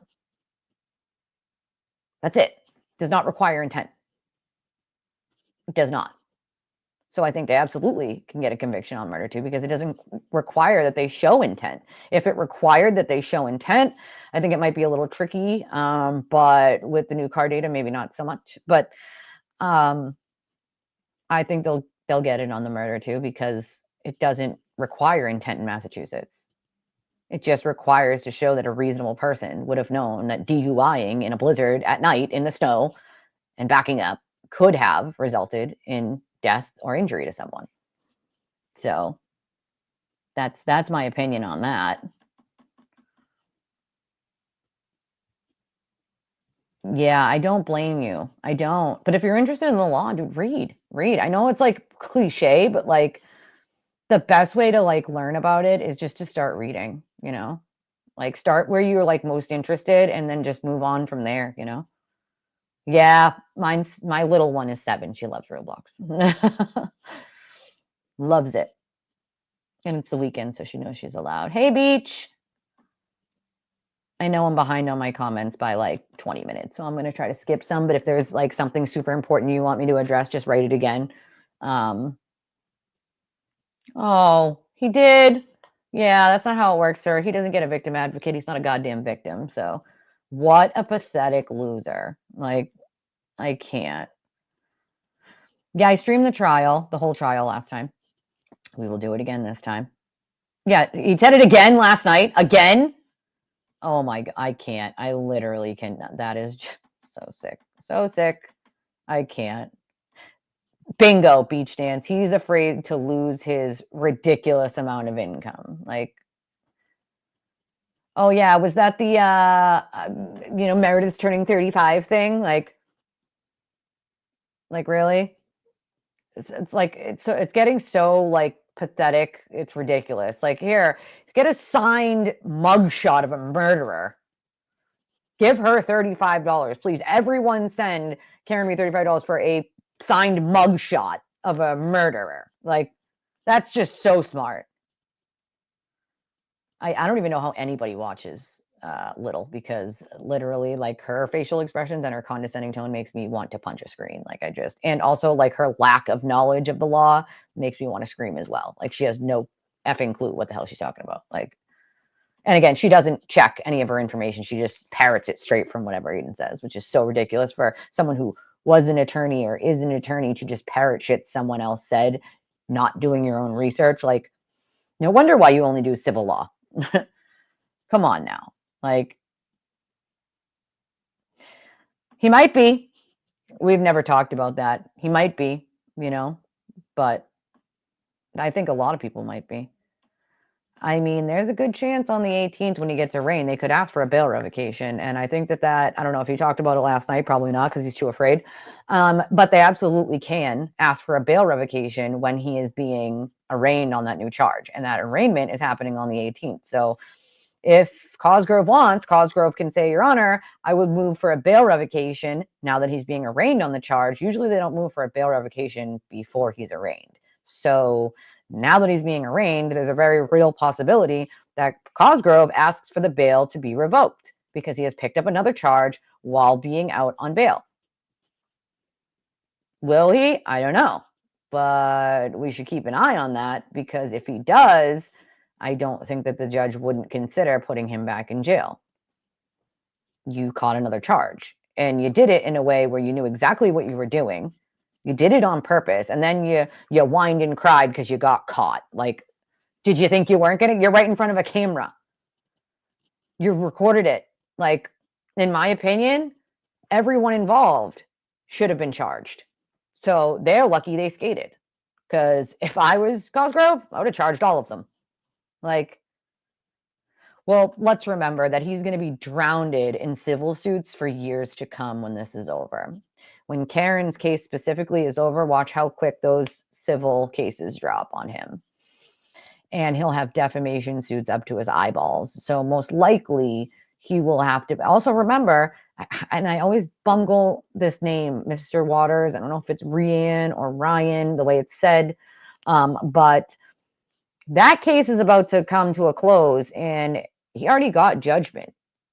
Like, and then he didn't show up to court twice. So he was asking for 7 million. I think he'll get at least 3, and that will just drain anything Aiden had anyway. And he seems to think that, like, if he doesn't have the money, that just magically, no, they'll put a lien on your house if it's still in your name, sir. They will sell off anything that you own.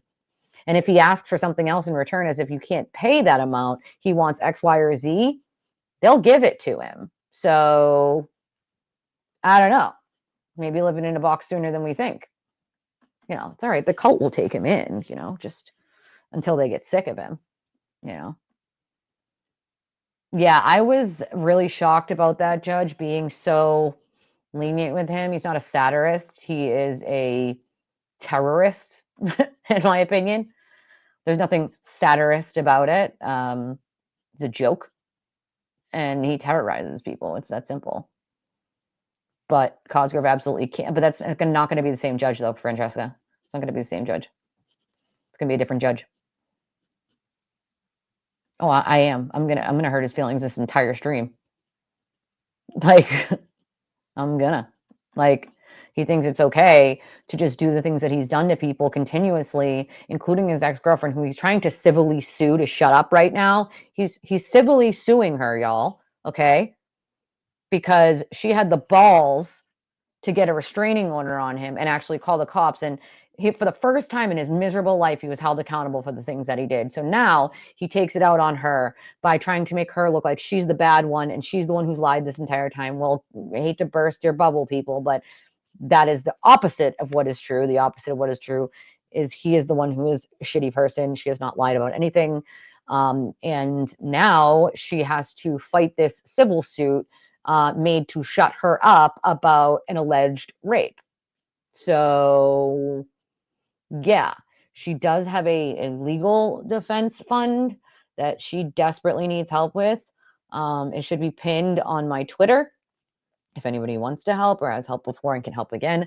I know she would appreciate it. I don't, it is beyond me as well, Potluck. I think there's a lot of people that figure it out after watching him for a while and get disgusted with his antics and just bail, But oh no, that's the funny part. Do you ever see versus like how many people show up for him versus how many people show up for her? The numbers are minimal. I'll also point out that how many times, okay, have the numbers gone down when it comes to Karen herself. And I'll tell you the numbers from the summer before last, when the people were out there protesting for every hearing, to the numbers now are significantly lower. Significantly lower. Oh, yes, Amber is a perfect example. She's a perfect example of somebody who might not agree, but, comes here,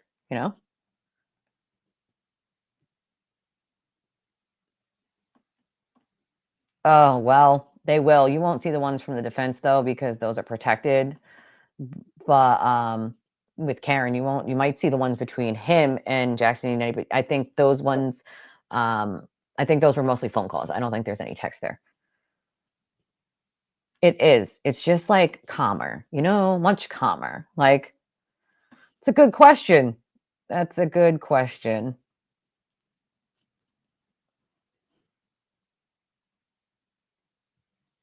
Interesting. That's some interesting information, Francesca. She said, did a deep dive into David Yennedy's connection to a prominent Boston Globe reporter, found some interesting proof that they are childhood besties.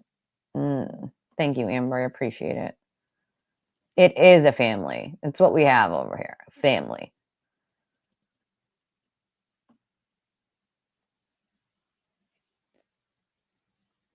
Thank you, True Crime. I appreciate it. My kid has a very rare disease. I reapplied. I had to reapply. It's the only way I can do it. I mean, we had the cult like reported my channel a billion times, like as a mass report, and my monetization was paused for 6 months, and I just reapplied. So now I have to wait for that, which could take 30 days or more. So I'm working on it, Francesca. I promise you, I am working on it, because there are people who would want to be a member or who could donate through like a super chat or whatever, and that would definitely help out for me. But right now I'm just waiting on YouTube once again. So unfortunately, because of the cult, the only ways I have to donate are these ones right here on the screen: Cash App, Venmo, or PayPal. I know PayPal you can use if you're in a different country, not necessarily Cash App or Venmo. Those have to be used if you're in the United States. But I do appreciate anybody who donates because I'm not a rich person. I am a poor person. Like, so it goes towards paying for the costs of the streaming services that I use to stream. And then the extra goes to pretty much right now it's going back and forth to the hospital. That's for my daughter is where it's going to, and eating while I'm there. So I do appreciate it. I have a $5 donation from Eva. Thank you, Eva. I appreciate you. Thank you so much. I check periodically. So if I don't see it, you guys, especially if it's PayPal, just tell me in the chat or on the screen, because like I have to check my email to look at it on PayPal. It doesn't just pop up like Venmo or Cash App does. Unfortunately, I don't know why. It should, but it doesn't. Oh, good. I'll have to go to your channel after. Oh, thank you, Deb. Well, that's the thing, freak. Their research is just watching TV, and that's like the sad part. Yeah, everybody does start at the bottom, Amber. That's it. That's literally it. Like, oh yeah, I have people who lurk every stream. They're lurking right now.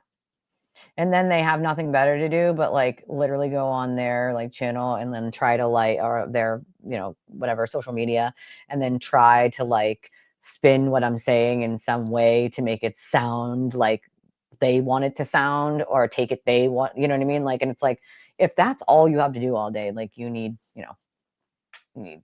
some sort of better life. Like, I will definitely check out those after I'm not live anymore. Thank you. I'll have to go subscribe to your channel too. Yep, that's his name over here. We call him the sewer turtle because he lurks in the sewers like the disgusting human that he is. So that's where he belongs, is in the sewer.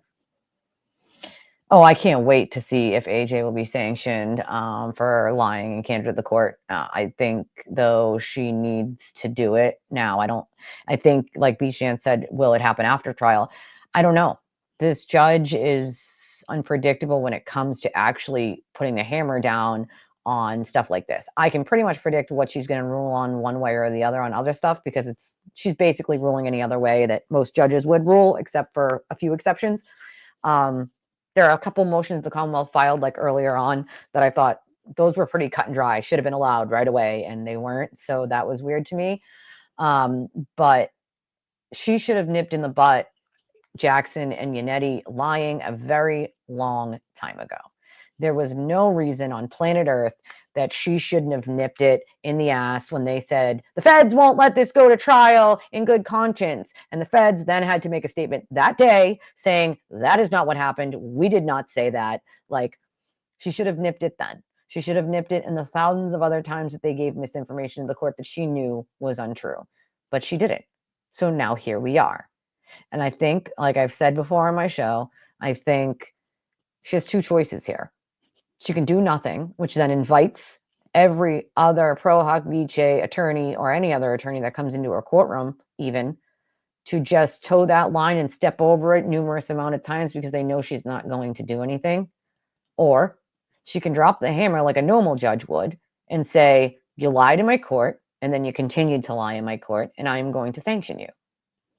What that sanction will be, I don't know. But I think she needs more than a slap on the wrist at this point.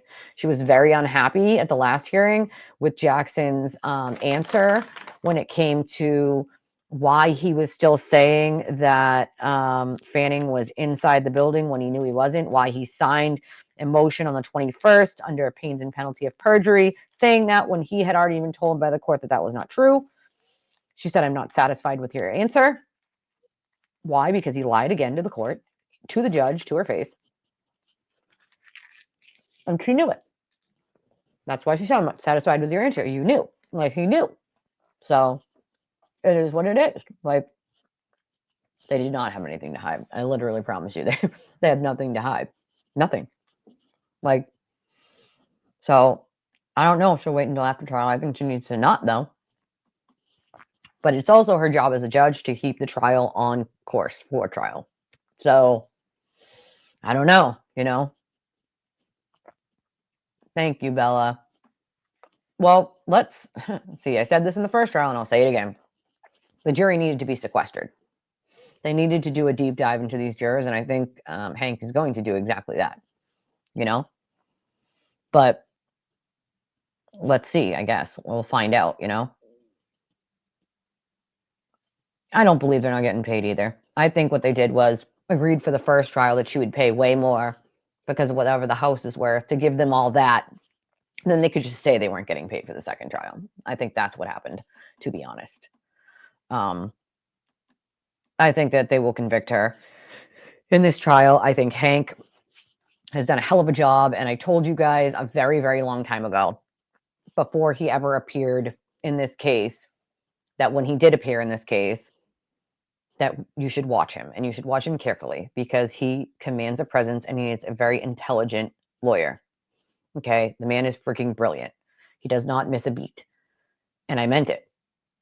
And I'm glad that I was able to show you guys, like I was able to say it first, and then you guys were able to see it, because Hank is one of those attorneys that, like, you just want to pick their brain, like, because they're so fascinating. Like, he's exactly what, he's as thorough as I would want to be, So for me, he's like one of those people that's like, if I had gotten to that point of, finishing school and taking the bar, like, that's what I would be doing, like 100%. So, oh my God, yeah, the filters on her.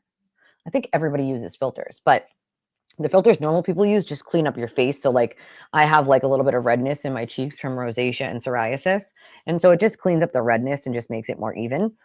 But that's about it. Like, I didn't like the amount of filter she has on is like, I've never seen a filter that does that. Like, geez. It is legal for them to ask for money for their client, but they have to say what it's for. Like, and if it's not, you're saying legal fees. Well, what legal fees at this point if the attorneys aren't being paid? You could say experts, I guess, but like, you're using the same experts. So it's like, it couldn't cost that much, Like, well, that's another thing. Who does reverse while drunk in a snowstorm? Like, so they can absolutely ask if they are been on social. They can check socials if they want. They can file something for the socials so for them to go back and look to see if these people have been on social media. Believe you me when I say Hank is going to do everything he can to make sure this is a fair trial and that these jurors are not tainted. Norfolk County is large. It's very big. So I think that's the reason they didn't move it out of the county, because you're talking, I think someone gave me the number not that long ago. It's almost 800,000 people in Norfolk County alone. It's not a small county. It's not where there's only like a couple cities or towns. The cities and towns like go from like one side of the state almost to the other. In Norfolk County, it's just huge. Norfolk is huge. So I'm guessing that's why they didn't change it to a different county yet, because there's so many people they could pick from.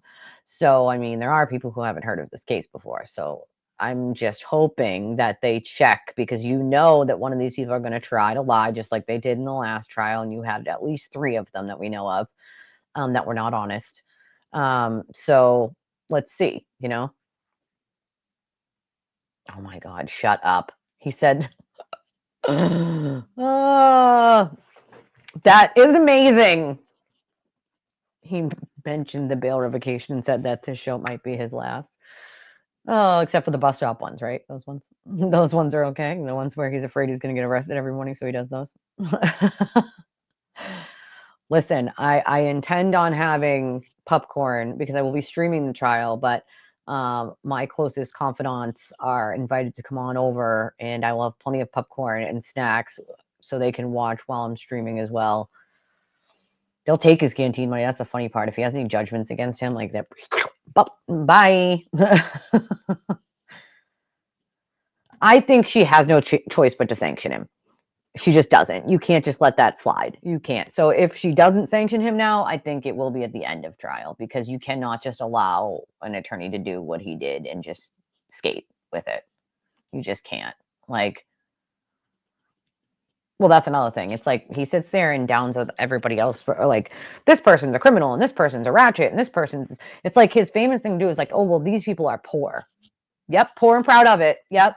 We're the working poor because our money goes to bills. So we are the working poor. That's right. I'm not afraid to say that I am the working poor. I have a disabled child that costs a lot of money. It's not free. And I have other children. So yeah, I'm not by any stretch of the imagination rich ever.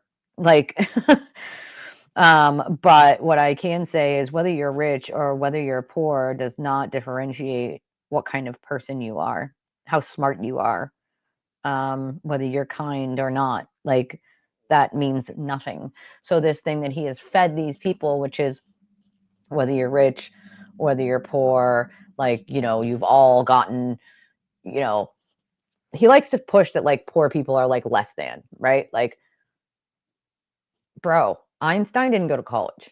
Like, just saying. Like, some of the smartest people in the world didn't go to college and were not rich until they became rich one day. And it's like, I can't understand why he goes for like class war, like, or I'm making money now, so I'm much better. Does he forget what he was driving 2 years ago? Like, or 3 years ago? Like, to me, it's like it just shows the ego and the narcissism. And it's like, come on, man. Like, not hard, for people to figure out like his game. It just, to me, the amount of being blinded by like the one-liners or thinking it's funny, like everybody can give a friggin' one-liner, right? Like, put that in your juice box and suck it. Like, it's not freaking hard.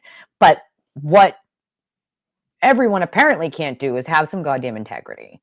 He certainly can't. He certainly does not know how to stop lying either.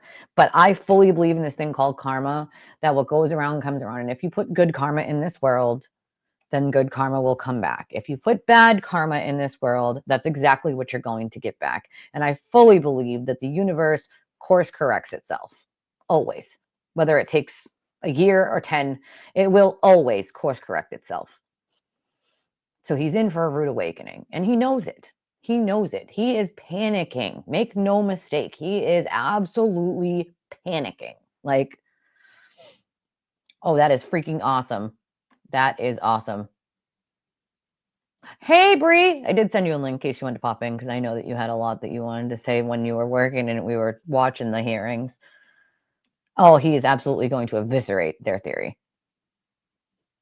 Yeah, exactly, Kyle. It is. And a lot of it is blind hate from a lot of these people. And it's like, you don't even know me. You don't even know me. I have people who cyber stalk me, dude, who don't even know me. Like, it's sick. Like, no, the state doesn't. There's a reason why in Massachusetts it's literally like very rare that they sequester a jury. It's because they don't want to do that. They just don't want to. Like, they don't want to take their freedoms away.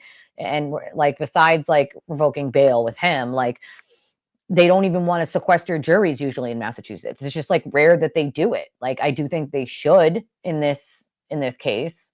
Morning, girl. It is quick and easy. If anybody has not used PayPal before, it is quick and easy. Well, we do know that Lawyer Know is only going for clicks. A lot of them are. It's sad but true. Like, I remember, Bree, when you actually said, well, the very day that you said, like, I am done with him, like, and I don't want to be, and it's sad, but like, I am done with Peter because this is very clear that he's not being honest.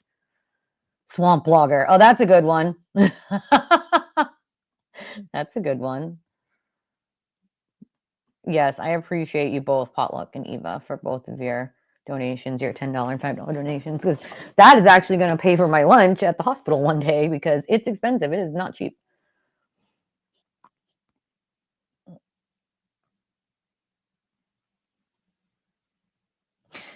I think they need to do something with ARCA. I just don't think they should be allowed. Oh my God, that is crazy. I'm so sorry to hear that. Tornadoes, those scare the crap out of me. But I do think that something needs to happen with ARCA. Most likely, if they sanction, you would do the judge would tell us, like, I don't think they would seal the sanction because of how public this case would be. It's in a public interest for us to know what the sanction is. So I don't think it would be sealed. She does need to own her own courtroom. I 100% agree that she absolutely does need to. I know people always say that to me. It's never too late to go back and do it, but it's like I'm 38. I got a kid who needs a bone marrow transplant. I got a little at home. I don't even have a car anymore. Like, it's about the time and the money, and I don't have either right now. And I wish that I did, because I would do it.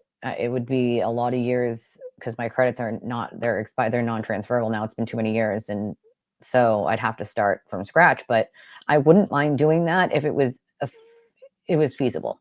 If I could do a lot of it from home, online, like, it's just, there'd have to be a multitude of things. And with my kid being back and forth between the hospital for months at a time, weeks at a time, I don't think it's feasible at this point, unfortunately. I really wish it would be, though, because I'll tell you right now, I would have taken Ian's case as a special prosecutor and made sure that everything that he did came out. Because there are plenty of, 13 before Mello said yes? Like, I'm sorry, but any attorney that is, like, not doing their job because they're afraid he's going to blog about them and their family and attack them and their family, like, that's what you got into this for, was to take people down just like that, who are doing things like that. Shame on you. Shame on you. He's attacked me and my family, and here I am, still standing here. So if I can do it, you can do it. There's no fucking excuse in my book. They keep attacking my family, but here I am, because it's unacceptable, and I don't want it to happen to anybody else. So justice needs to be served so that it doesn't happen to anyone else. Like, it's just wrong. Hey, listen, that's okay. That's called being honest, and that is why I love you to pieces. Like, and you're not an ugly bitch. Stop that. Nobody is an ugly bitch. I love when people say that, but I'm just not. Listen, okay? Getting on camera is, even for someone who's, like, not, I mean, I'm not the most beautiful person in the world, but I'm not ugly, okay? And even for me, like, on camera, you get a little nervous, right? Like, like, what if your hair is flying around everywhere? But I started to learn that, like, oh, fucking well, I'm a mom. I'm a mom, dude. Wait, like, I am Sunday mom hairing it. Like, I don't care. It's Sunday morning. I'm a mom. Like, so it's like, if you don't like it, don't watch me. It's that simple. If you do, welcome, because you guys are family and I love you to pieces. But if you don't want to, that's cool. Don't watch me. Like, that simple.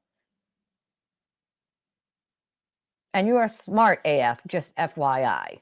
Like, yeah, that picture that people kept, like, over there kept saying was, like, fake, of, like, him, like, with his hands around it. It's real. It's a real picture. Like, I think a change of venue, why it was asked for, why it wasn't asked for. I think because they knew the judge isn't going to do it. She isn't going to change it. You can't bunk with Blair.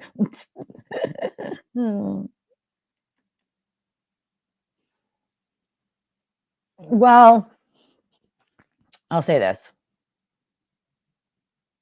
Grant sometimes puts his own spin on things without actually looking into it. And I just say, like, even at my channel, like, if I say something, everyone should go double and triple check it. Okay? Like, because, like, the consciousness of guilt instruction to the jury would be allowed if Hank's going to show a consciousness of guilt. And, like, it's a jury instruction that's given to the jurors to let them weigh how much that consciousness of guilt plays into actually like, finding her guilty or not guilty. Like, they can use it, but they can't use it simply to find her guilty or not guilty. So, like, that's why the jury instruction is given for it. Okay. Joint ventures, like, it's basically showing that Karen and Eden were working together to sort of sully the waters, to harm people in the way that they did, and give this story to the media. I mean, here's the thing. What we do know in the ID discovery thing is Karen admits in, no, sorry, it was the director of that admitted that Karen told her that, yeah, she started the social media campaign to change people's opinions. Yep, she did. That's exactly what she did. And her attorneys did. Also, they went to investigation discovery. I also believe they went to Vanity Fair. They didn't come looking for her. They went to them and said, hey, will you do this story on us? And I knew that they were searching for people back then, but it's like, if you have to search for people, that's a problem. If people want you, they should be coming to you. Like, especially in a high profile case like that. So it's like, if they wanted to cover it, like, they would have been coming to you. You went to them. And the only reason that they like got ID to do it, I think, is because of how much access they gave ID to Karen. And they were willing to give that access because they needed a bigger place to do something on it. Like, you know? Oh, literally, listen, I've had it all. It you know, it happens. Like, at one point in my life, I think I owned like 3 cars. I made a lot of money, like, and that can all be gone in an instant. It's, money comes and goes. It's what you learn from all the mistakes that you've made in your life and the triumphs that makes you who you are. Money doesn't make you who you are. And yes, TJ, money cannot fix stupidity. That's for damn sure. Like, that's very true. It doesn't make sense. I know he rents at like a house over in Holden. But karma is a bitch, you know. Karma is a bitch.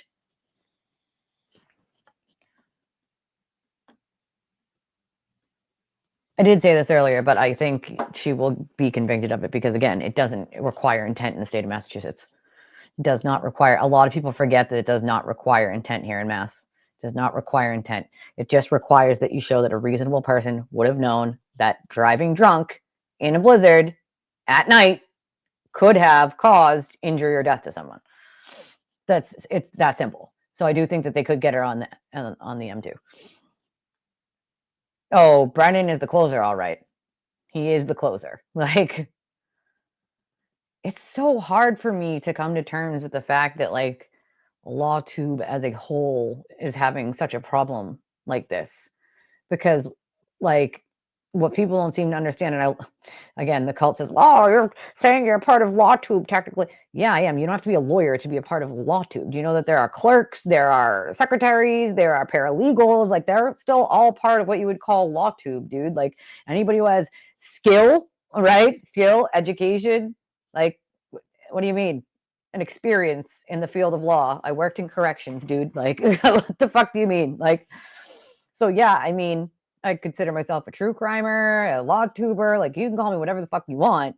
But I'm not going to sit there and say things that I know aren't true. Like, that just doesn't make any sense. I just don't understand why these lawyers, and I say that sparingly because, like I said, people like Emily Baker, she hasn't practiced in I don't even know how long. She's a full-time YouTuber.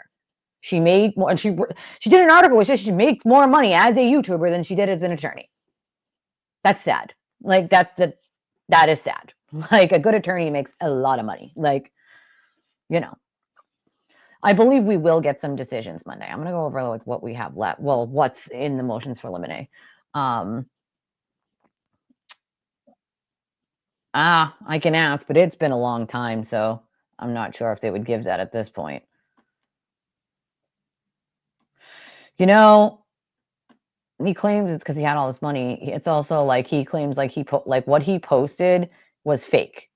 Like, and we all figured that out fairly easy. Like, it was like what he posted online about his car was fake, and the cops knew that. But the fact that anybody bought it was amazing to me. Like, they're gonna look. They're gonna look. Believe you me, they'll look to make sure that, like, there's no active. I think they asked to have one of the questions be looking 6 months into seeing if any of the jurors were potential jurors were on social media or using social media, like, for this. So, I mean, hope we find out, you know. Oh, I have a $15 donation from Nicole. Thank you, Nicole. I appreciate you. Thank you so much. Oh, that's awesome, Ellen. I'm glad you got a new roommate. Girl, I sent you one. Hold on. I'll do it again, but I did. I did. I sent it to a bunch of you guys this morning. Sent it to B Tim in case he was. It's at your Bree 25 one. That's the email that it's in. Yeah, well, I mean, that's another thing. Like, dude, literally, it doesn't dawn on him that people like himself, he is a walking, talking dumpster fire. He's a walking, talking ratchet. Like, so for all the people that you called ratchets, dude, your life is exactly what you've been making fun of all these years. So you think you have the right to keep doing it with your life the way it is? It's amazing to me. The hypocrisy is freaking amazing. Like, absolutely amazing. Like, no, you're right about that. Does not. I don't think he has a YouTube. I think he just goes live on Twitter sometimes. Elise. First name is Elise.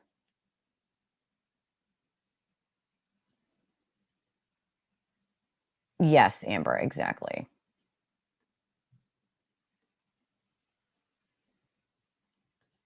AJ reached out to what? To who?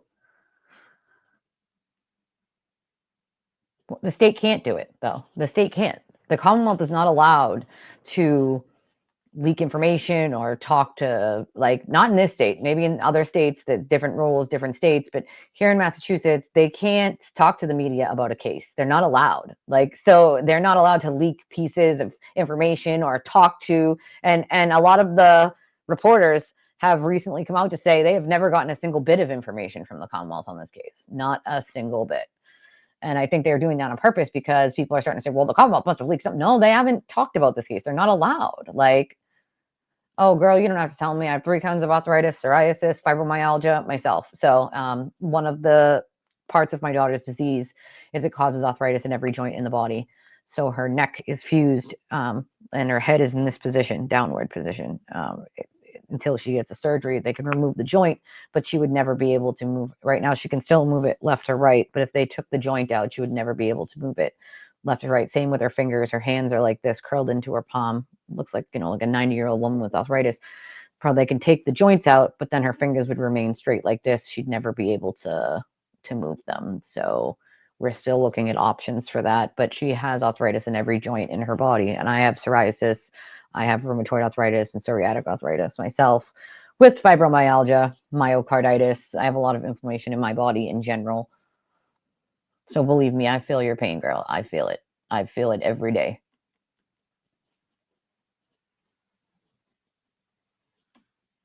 Really? I'd have to check that out because I mean, it pisses me off. Like, oh boy. Well, you're going to see a lot of damage control. A lot of it. A lot of it. Oh, believe me, Jennifer, it's already been done. It has already been done. There, yep, it's already been done. The BBO has complaints. That's the thing, right? That's where I think Hank's got to be very careful. And he's fully aware. Like, he is definitely fully aware that people use fake names, fake this, fake that to try to hide their, social media stuff. So let's just hope. Hey, girl. Hey, hey. Hi, Anna.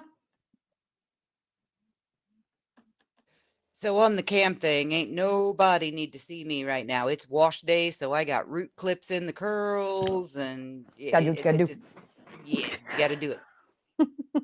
Gotta do what you gotta do. I have grays like they're going out of style. I need to dye my hair. My roots are coming out to play.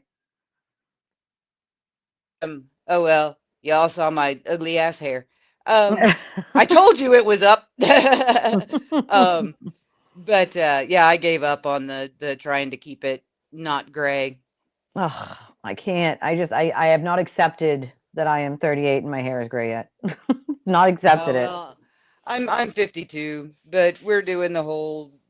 Went ahead and bleached out the last of the brown, and now we're doing purple shampoo to just let the gray do its thing. Oh, I can't. I can't do it. I can't. Can't. I got 15 years on you. You'll get there. Oh, hey, you know what? That's a good idea, true crime. A lot of people, I've heard from a lot of people who are like, if I come out there, and I'm like, listen, if people come out here and they're coming and they're not like, you don't have like a hotel, like you can have my couch. You're welcome to my couch. if you want to stay here during the trial. Because I think a lot of people want to be here to sort of see what happens and celebrate if she is in fact found guilty, which I think she will be. I think there's going to be a very large celebration. I also think there'll be a very large one after the sewer turtle is found guilty on his charges, because it's justice for a lot of people who have been hurt by this. A lot of people, you know? Yeah, see, that's the thing. You got to fight Social Security for years before you ever get a penny out of those people, even when you should automatically get it, like because of your disabilities. Even my daughter, she has a terminal illness, and it took her, I think, 2 years to get hers. Like, crazy talk. So work has been so crazy this week. What is this? The text got in? Aiden's on the witness list? Tell me about Yeah. this.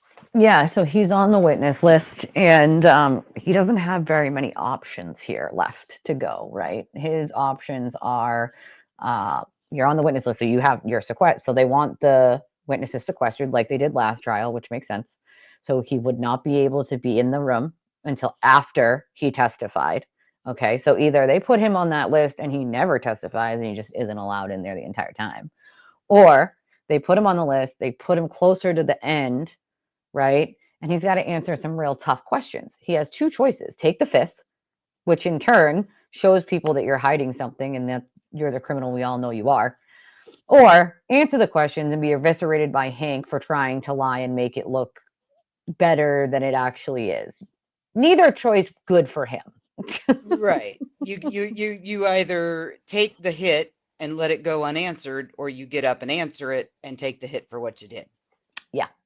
It's neither. So apparently, I'm told he went on his live stream last night, and you're gonna love this. Complained that nobody can be mean to him now because he's on the witness list, or it's witness intimidation, and that he's gonna get a victim witness advocate because he's special. Like, you're not a victim, sir. You don't get one of those. Like, what? I Did can't. Trooper Paul count what? What? Where are we? I'm behind Oh, I on don't know. the. Bert is not playing very nice in the chat, and he was Oh, like, you're not "Trooper Paul okay. count? What did Trooper Paul count?" I'm not Listen, quite sure. Bert. Listen, okay. You either stay civil or you go. Those are your choices. You know, it is what it is. Well, if And he Trooper streams the Paul's only trial, crime was never having testified in a major trial before and being very, very I obvious think about he that. was That kid nervous. did Yeah. not know how to testify. No, he did not. No, I also think he was extremely nervous, and I don't, like you said, I don't think he has ever testified before. So he wasn't really good with trying to explain to, in layman's terms, how to people what he was trying to relay to them. You know, like. Right. But I mean, and that's one advantage. I mean, working in the same industry in automotive repair, but in the position that I do, my 90% of my job is breaking down what I do into layman's terms. Yep. So for Yep. me, it's just second nature to, explain the process to people who've never gone through it before because I do it every day. So, Bert, let me answer that real quick. If you're basing your opinion on law tubers who have jumped on the Karen Reed grift, then you might want to go do your research, because there are plenty of other attorneys who say the complete opposite. And some of these attorneys that you refer to don't practice criminal, don't practice anymore at all. Okay. Like, and have no, some of them, like, you could literally listen to them talk, and if you know anything about law in this state, you would know that they have no clue what they're talking about. Like, so yeah, I wouldn't bet your opinion on some of these law tubers. Maybe do your own research, maybe go actually talk to some real life lawyers in the state of Massachusetts who will tell you that it's nonsense. Like, you don't have to listen to me, but at least go do your own research instead of listening to a bunch of law tubers that, some of them don't even practice anymore. Emily D. Baker does not practice law anymore. She did an article about how she makes more money on YouTube than she ever did as an attorney. So there's your answer to that. And I would say the same applies to probably most of them. You're talking about a lot of these people being civil lawyers who have no idea what they're talking about when it comes to criminal law at all. Like, some of them didn't even know. You're talking Betterow didn't even know that in the state of Massachusetts, M2 doesn't require intent. but he wanted to get on Karen Reed's team.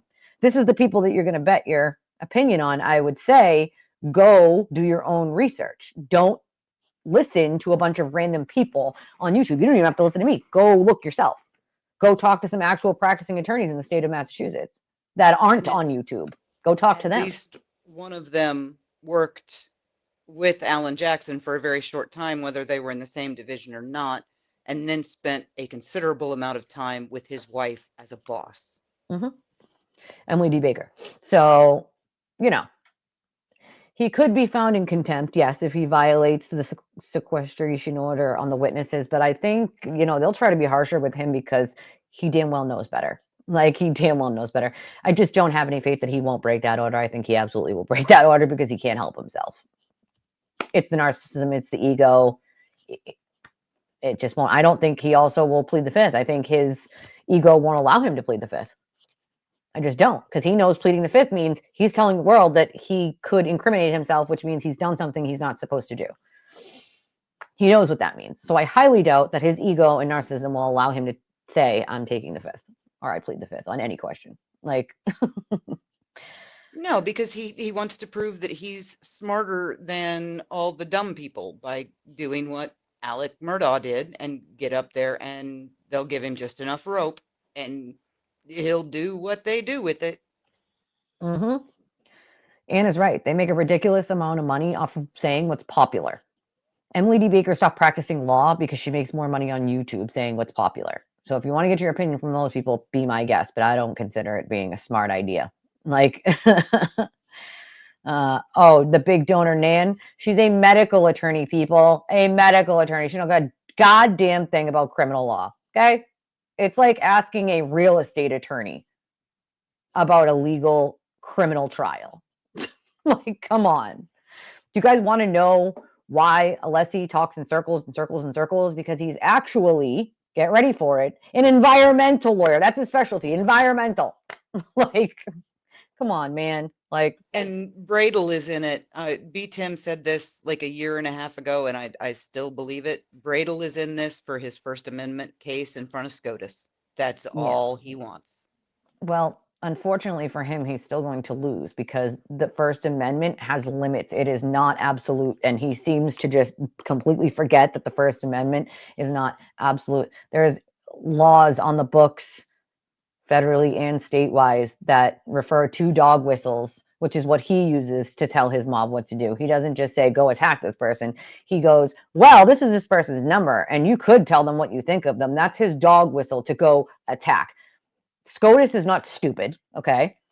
Federal courts are not dumb. Watching any of his shit, you know exactly what he's doing, dude, okay? The dog whistles don't save him. Saying this is not an attack does not save you.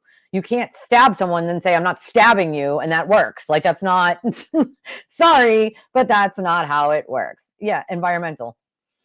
Because he's a lawyer, he can still practice whatever he wants, but his specialty is environmental. Like, so, I mean, And isn't there a distinction between an attorney and a lawyer? Like one has the JD and doesn't practice, but the other one does both? it depends on what state you're in. It really depends on what state you're in, to be honest, because lawyer, attorney, they're kind of one and the same. You can practice any multitude of, most attorneys pick a spot, right? Whether it's civil or criminal or probate, like a lot of them pick like wills, they want to do wills or they want to do class action lawsuits, right? Like they usually have a specialty of things that they normally take on. Criminal attorneys sometimes will take on more than one thing. Maybe they might do wills on the side. Maybe they might do a little work in probate, but like they don't normally go off and do like real estate law, like big real estate law or medical law, like, or class actions. Like they sort of stay in the realm. And so like we're talking about some of these attorneys talking on YouTube as if they know what they're talking about. These are attorneys that have no effing clue what they're talking about. Most of them are out of state attorneys that don't even know our laws on our books. Like, and you can tell because people like Melanie Little say the stupidest shit that wouldn't even apply in Massachusetts because it wouldn't be legal here. Like, so, I mean, you want to take your advice from those people, be my guest, but I don't recommend it. I recommend you go do your own research. Go look for yourself. Like, Right. I mean, like as far as my specialty, continuing education, I have to have, so many credits per year that I to keep my licenses current and everything. And I have talked to my boss off and on about getting a bachelor's in insurance law. Would I be a lawyer? No. Nope. Would you listen to me about anything to do with anything other than insurance? Also, no, because Well, I that would mean, be what I would know. you could have expert. That's the thing. This is the thing. An expert just has to have skill, education, and or, and that's the thing. It's an and or skill, education, and or experience. If you have those things, technically you could be an expert on something, right? Like, do I think I'm an expert on law? No, but I do have the skills, the education, and the in the field expertise, like to give an opinion on it. Okay, like it is my opinion. So it's not legal advice; it's my opinion. And I think going back to what True Crime here said, people keep saying like Casey Anthony's giving legal advice. She's a paralegal, and I did see her original thing, which is like she touts like she's not giving legal advice. She is letting you know about your rights, which is something I do. It's not technically legal advice. I have the right to talk to anybody about this is what this law does and this is what I interpret this law to do, and like these are your rights as a human being. Like that's not legal advice. I'm not telling you, like how to go about doing X, Y, and Z and filling out forms for you. Like it's not legal advice until you're actually giving actual like legal advice. There's a line between legal advice and like just telling people what their rights are, right? Like and like how to look up a law, what something means. Like anyone can do that, right? So I mean, if you give now this isn't legal advice, like and usually that covers you. So I don't know. I really don't follow Casey Anthony, nor would I want to, but I did see the original thing because so many people, had posted it. And as she's a paralegal, so no, I don't think she's giving legal advice. But I mean, she should be careful, to make sure that she isn't. I don't know what Bree thinks, but I don't think that he'll plead the fifth, Amber. I just don't. I know a little bit more about him personally than maybe some of you do. His narcissism and ego goes far beyond what you guys even know, and I highly doubt it would allow him to take the fifth. I actually see Bradle getting onto him because I bet that when they're separated and Bradle's not in control of what he says, that he will say whatever springs to mind Yep, and Bradle won't be able to stop him. and he does, and that's half the problem is he doesn't even listen to his own attorneys, dude. He just doesn't, and like he lies to his own attorney. So how can your attorney like actually do the best job they can do if you're lying to them, right? Like how can they? They can't. Like there's a privilege there, so you can tell your attorney I murdered someone, right? And they still can't tell anyone. Like so it's like just be honest with your attorney, dude, so they can do the best job that they can do. And like he doesn't do that. He hides everything even from his attorney. So it's not helping him, it's hurting him. Like he doesn't, again, ego and narcissism. So like I just don't think his ego will allow him to get up on that stand and say, I plead the fifth. I plead the fifth. I plead the fifth on every question. I don't think I don't see it happening. He knows if he And says I plead the fifth, that tells his followers that he did something illegal or criminal. right. Not going And to do it. Amber, um, there are states where you do not have to go to law school to be an attorney. You can be a paralegal. Once you can pass the bar on your own, you're an attorney. The only Yep. difference between Elisa and people with law licenses is she hasn't put the money down that they did. So Yeah, she's pretty not in much. the debt that they are from it. Pretty much. I have thought about moving to one of the two. It's two states in the United States that you can actually go and take the bar there without going to law school and pass. And I've thought about it, but I'd have to live there for 6 months or more to be a resident, and then like it's a whole thing. But there's only two states that you can do that, but you can do that. And believe you me, I have thought about it. That's for sure. Like he does want to fight Bernie. He's an idiot. He thinks he's going to win. It's like amazing to me. Like in his mind, he is this big man, when in reality, he's about this big. Like he And thinks hey, he's there's a important. whole show about that too. Suits, the whole point was that Mike was smarter than Harvey and Lewis and everybody else put together, but he'd never actually gone to law school. Yeah. Yep. I mean, there's a lot of really smart people that know, like, and that's the thing. I've been offered jobs in lawyers' offices, like, please go back to school, dude. We will hire you in a freaking heartbeat. Like, as soon as you pass the bar, like, we will hire you. Like, I just have never had the time or the money to do either. Like, I wish, because I would do it in a heartbeat. I think we need more attorneys that are willing to speak truth and not just what's popular or what's minority loud popular, because that's what this is it's a minority of loud people. So people think it's popular. It's actually not the popular opinion. They just think it is because there's a minority of people who are screaming about it. Like, that's it. Like, and yes, they know that gravy train is about to be dried right the F up. Like, right the F up, unfortunately for them. No, what I'm saying, Amber, is the fallacy you're trying to point out doesn't actually exist because Elisa has been studying criminal law. What she's saying is that people who don't study criminal law don't understand criminal law as well as people who do. Yeah. That's what she said about the lawyers on YouTube. She didn't say they weren't qualified at all. It's not what She said they were not what I said. qualified at other things. No, I'm saying that I very well could be much more qualified than a regular attorney and know way more about criminal law than an attorney that does, class action lawsuits on medical law. And there are plenty Or of people. divorces or Right. custody. Like, I have studied a lot of different aspects of the law. One that I did not love and did not want to do that much was real estate law. I did some, like, I talk about the air rights. I really was interested in air rights. So I studied that part of it, but it was not something that I loved. So no, I wouldn't be able to probably have more information than someone who knew more about that than I do. But I've been studying law a long time. So I mean, I've literally had attorneys tell me, like, you're better than some of the people we've been having here practice for 10 years. Like, please go back to school. Like, so, I mean, I know I'm no dummy, dude. I know what I know, right?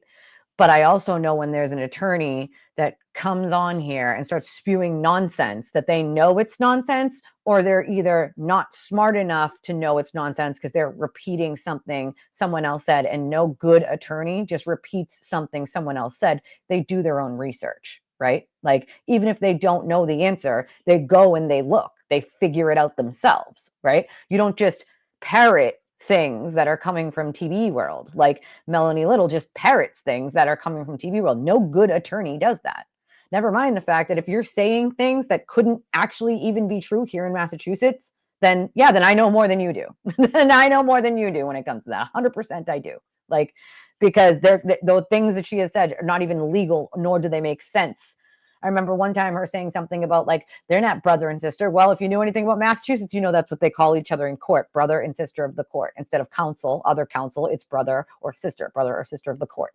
Like, so it's like, yeah, I do know more than someone like Melanie Little. Absolutely 100% do. Like, 150% do. Like,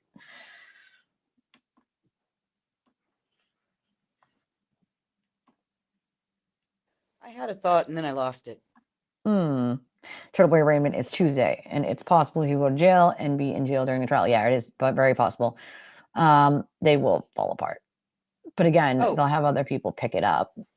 I was going to answer Amber. She was asking what the other state is where you can pass the bar. I I don't know if can't. it's I think it's either Virginia or Vermont or it's until the somewhere late around there. 90s, until the late 90s, at least, Illinois was one because I had a friend that actually ended up an attorney through community college. Yeah. So, I mean, I know that like since years ago, it's changed, but I think there's 2 left that I know of. The other one I think was like Virginia, Vermont, something like that, like something along the East Coast. I just can't remember which one it was, but believe me, years ago, I thought about doing it. I thought about it like it was a real thought that I wanted to do it, but it just And I think it kind of, at least it comes and goes or has come and gone a couple times in Florida. Yeah, maybe. Yeah. I will take that as a compliment, Agnes. I appreciate that. Erin Brockovich was a very extremely intelligent woman, and she did know the law better than some people, and she was also extremely kind.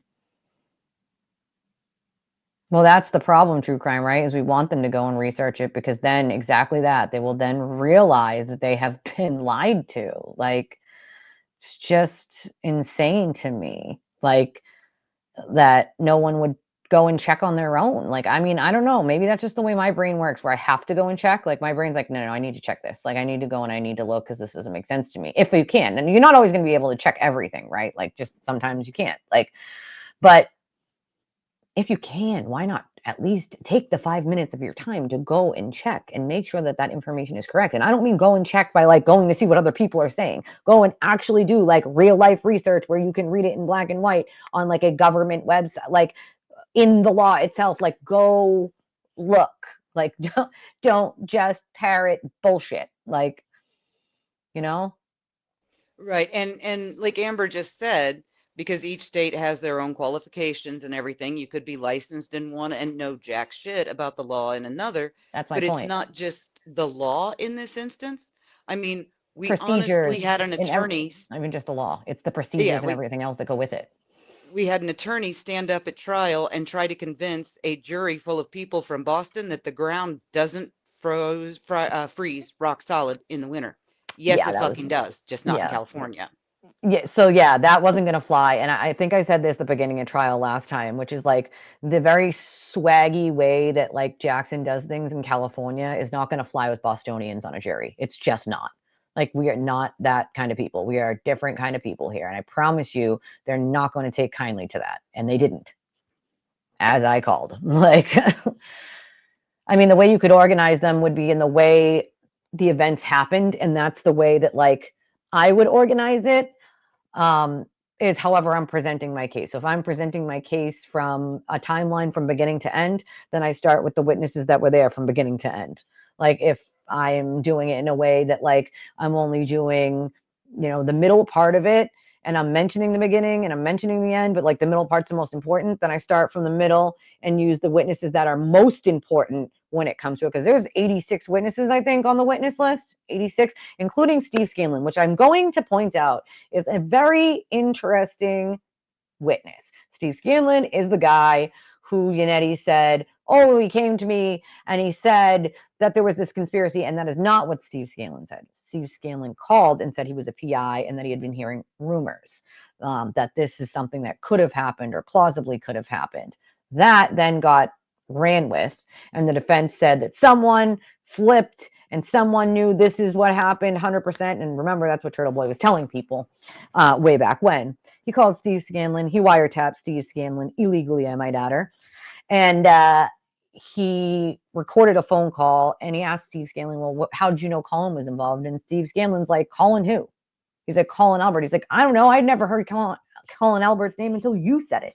So, like, I find it funny because if Brennan brings up Steve Scanlon and asks him, the defense claims this, and this. Like, so did you go to the defense and say this, and this? And Steve Scanlon tells the truth and says, that is not what I said at all, but this is what I really said.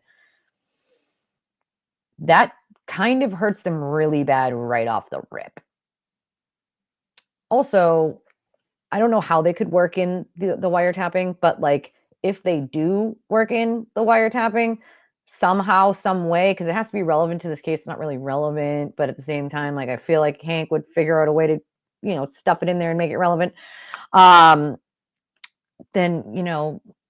he's in for a heap of trouble because that's a whole nother wiretapping charge. I don't even know why they haven't already charged him with that, to be honest, or any other wiretapping that's on his phone, or any of the extortion or blackmail that's on his phone. But that's remains to be seen at this point. Like, I never did understand Bev coming to the decision that the witness intimidation case was completely unrelated and wasn't germane to this one, it is. because you want to talk about consciousness of guilt. Holy hell. Exactly. And I think that's why Hank decided he was going to use consciousness of guilt to show, if you weren't guilty, why would you need to do these things? Right? Yeah, the mens rea is off the charts starting at 1 a.m. on the 29th. Right.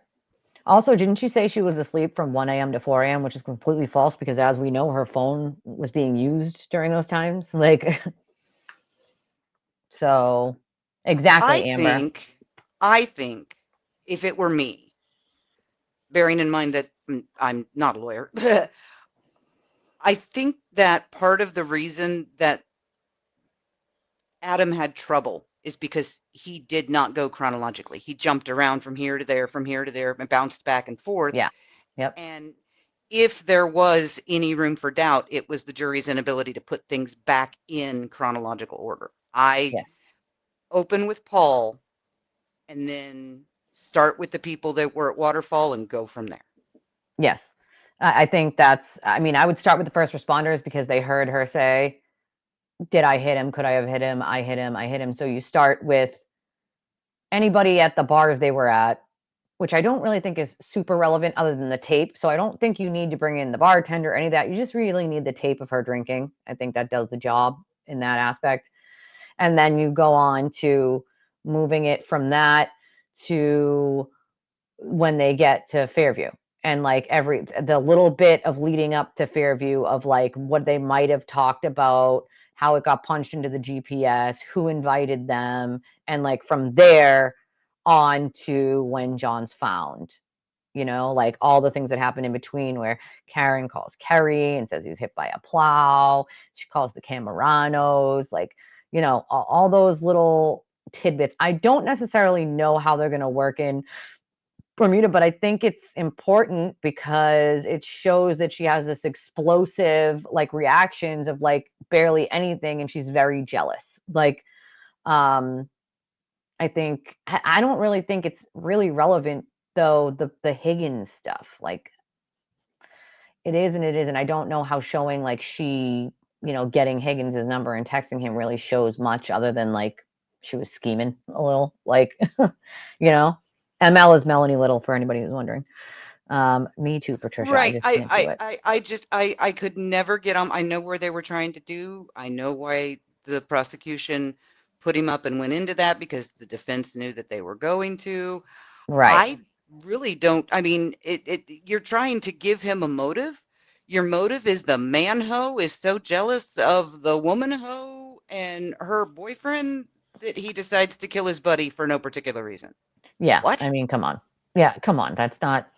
I mean, it's not even relatively believable. Hi, Maestro. It's just I mean, not like. Brian Higgins, the way he responded and the way he answered on the stand makes it very clear he's in it for the chicks. Like, that's Right. his whole point. And he doesn't care about any of them deeply enough to get that attached. Well, that's the other thing.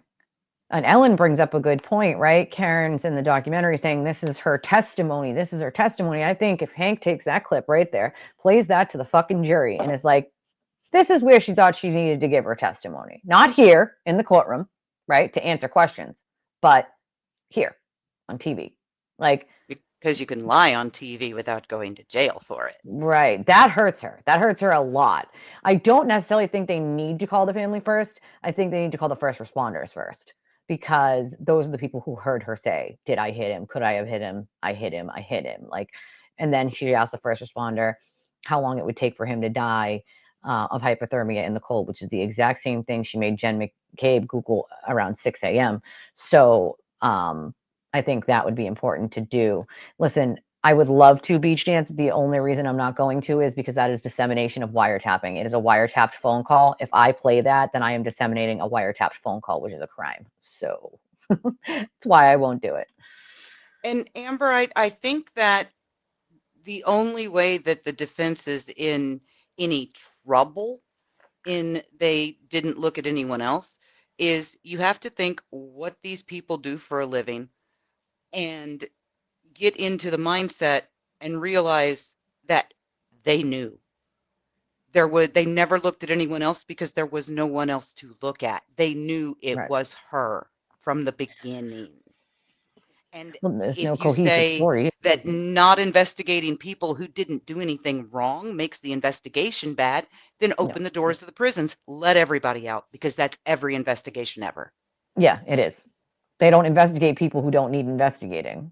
And just because he was found on the lawn does not give them right to go inside the house, especially when she's outside screaming, did I hit him? Could I have hit him? That any probable cause they might have had, Karen sucked up with those words right then and there on that lawn. So, I mean, people want to say, oh, him found there is probable cause. It may have been if she wasn't outside screaming, could I have hit him? Did I hit him? She took the probable cause from them. there's no probable cause now. And also, FYI, people are like, now, why didn't they go in the house? They did go in the house. They went in the house that morning, right behind Jen McCabe. Just FYI. Like, And the floor was a flood, and they have the insurance receipts to prove it. And I guarantee yeah, that they because do. if that was an insurance claim, those adjusters were all over that house pulling shit They out. did. They do. Yep, they do. They do. They absolutely do. Yep. I mean, I don't know that if they need to call Proctor, to be honest. I mean, the defense can if they want. I just don't. Him saying things about Karen like doesn't make any of the evidence magically disappear. He wasn't even at Fairview when they found the taillight. So it's like you can't say he planted it. And now, as we know, the sewer turtle, and this doesn't, and I don't know why this doesn't give anybody who's free Karen Read pause. Even you, Amber, please let me know if this gives you pause. That now Aiden is telling people it wasn't Michael Proctor. Mind you, he's been telling people for 2 years that it was Michael Proctor that broke that taillight and sprinkle, sprinkle, sprinkle. He's the taillight fairy. He's the one who did it. He framed Karen with the taillight. Now he's saying it's not Michael Proctor. It's the guy. It's the other guy in the Sally port. Now, number one, he gets all of his information straight from Karen. Okay, just FYI. So that whole story about it being Proctor came from Karen. All right. So, but now he's saying, nope, it's not Proctor. I've been saying for 2 years it's Proctor, but now it's not Proctor. It's the other guy. Why is he saying that? Because now he knows there's no possibility it could have been Proctor. That does not work with the story anymore. So now we have to try to blame someone else. I don't know how you do that when the CERT team is already on scene anyway. Like that doesn't even make sense still. And then you have Karen saying, 2 years ago, Steve, we know who hit him. We know who hit him, Steve. We know who hit him. And now it's, we don't know who did it. We have no idea who did it, and it's not for us to know. Well, I mean, how does that not give anybody who's free Karen Read pause when her story has changed so many times at this point? And it has changed numerous times. The truth doesn't And change. did a phenomenal experiment the other day when it was snowing where she is. Yep. And when there was like a half inch to an inch of snow on the ground, a little bit of distance, right? She Yep. went out and dropped some beads and they fell through the snow Yep. and then they got snowed over. And then as the day went on, the snow melted and she went back out. And her footprints were visible from walking up to that spot. The Yeah. hole that the bead cut in the snow on its way down was very visible. And we've seen the video of them uncovering the taillight pieces. There are Yep. no footprints under that snow, and there is no sign There of the nope. taillight pieces having sunk through it. They were Nope. under it the whole They were time. already under it the entire time. They got under it before it started snowing heavily. It's just another, like, we already knew that, but it's like something that like free Karen Read doesn't consider. Um, I do think, like you said, Francesca, they need a roadmap. They need a lot of visuals. You want a jury to find in your favor, you're going to need to show them visually things for them to be able to sort of put together in their brains what happened. And you also need to hammer home the very important points numerous times over and over throughout the trial so that those points don't get lost in the rest of it. And True Crime makes a good point. She called her parents at friggin' 2 a.m, dude. Who the hell at 40-something years old is calling your parents at 2 a.m. for no reason? You're not just calling them for shits and giggles at 2 a.m, dude. Okay, like you're just not. You're only calling them when something happens. Like, I mean, that shouldn't be hard for anyone to figure out. Like, come on now. Like, And how it could not be Proctor because he was the only one who was standing at the taillight. Michael Proctor wasn't standing at the taillight. He was standing in the middle of a garage, a foot he's and a half also, from the that's his car. job. It's his job. Oh, he's looking at it. It's his job to look at it. He's the goddamn, he's the detective on the case. It is his job to look at the fucking evidence. Like, so anybody being like, oh my God, he's near the evidence. Oh my God.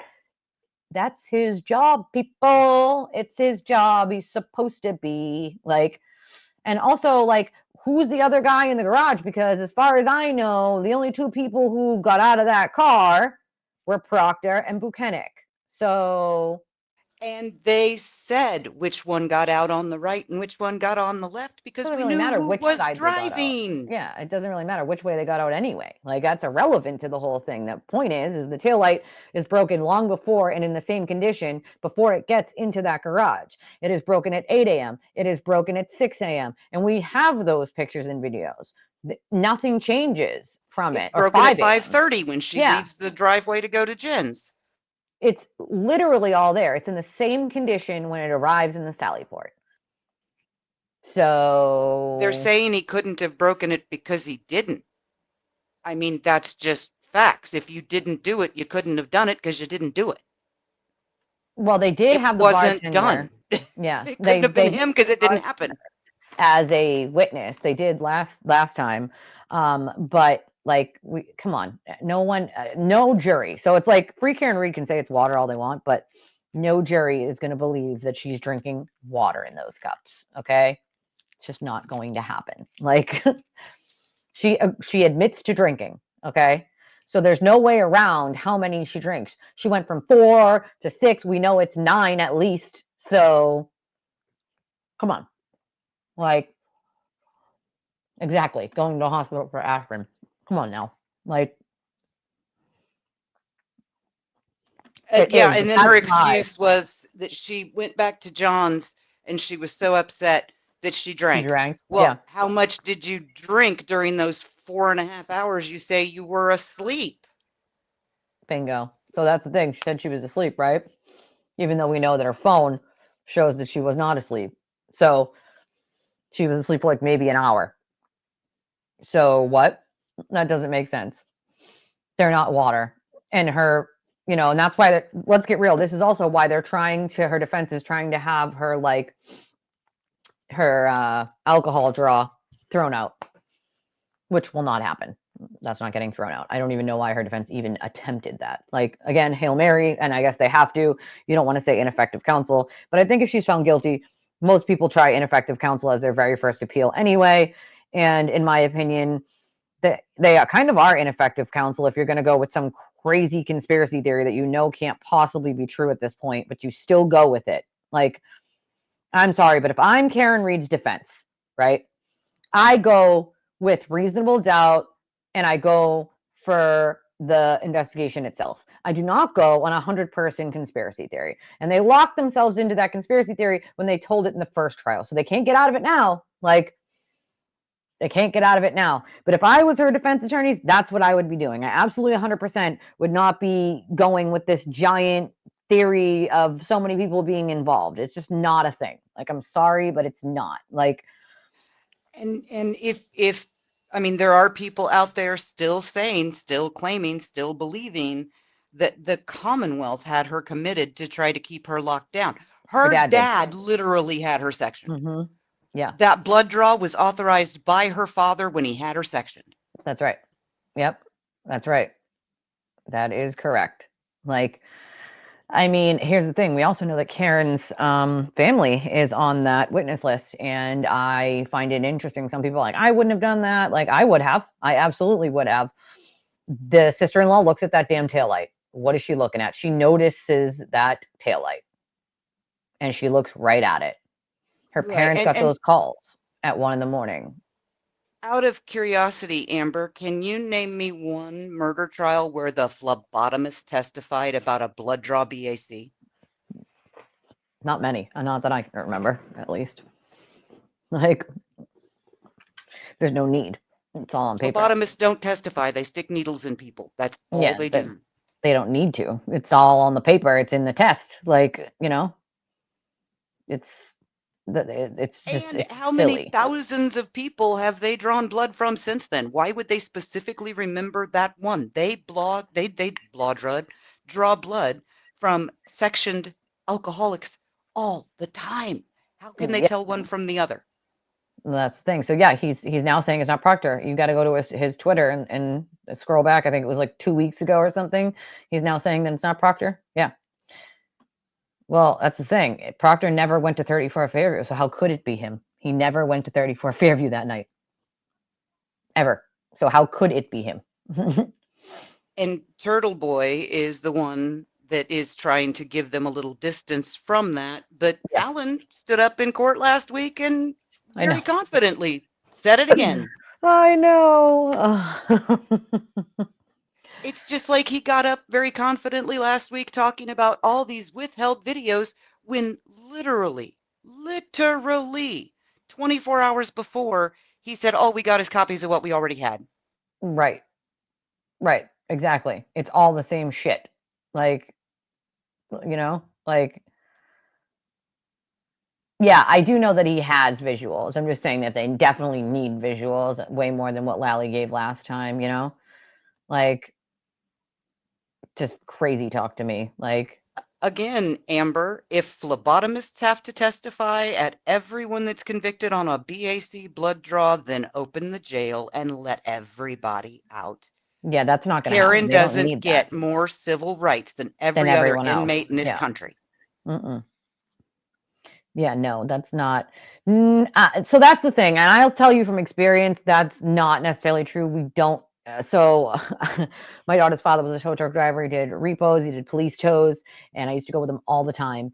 And they don't. We don't always check. You hook that car up and you go. Like you don't check the car for damage. Even in the police tows, we don't check the car for damage. You hook it up, you get it on the truck, you drop it back off at the thing. You don't. When there's no reason we're checking. The only thing we're writing down is if it's in a really bad damaged condition, which most accidents are, like that, it's a police tow from an accident. That's it. Like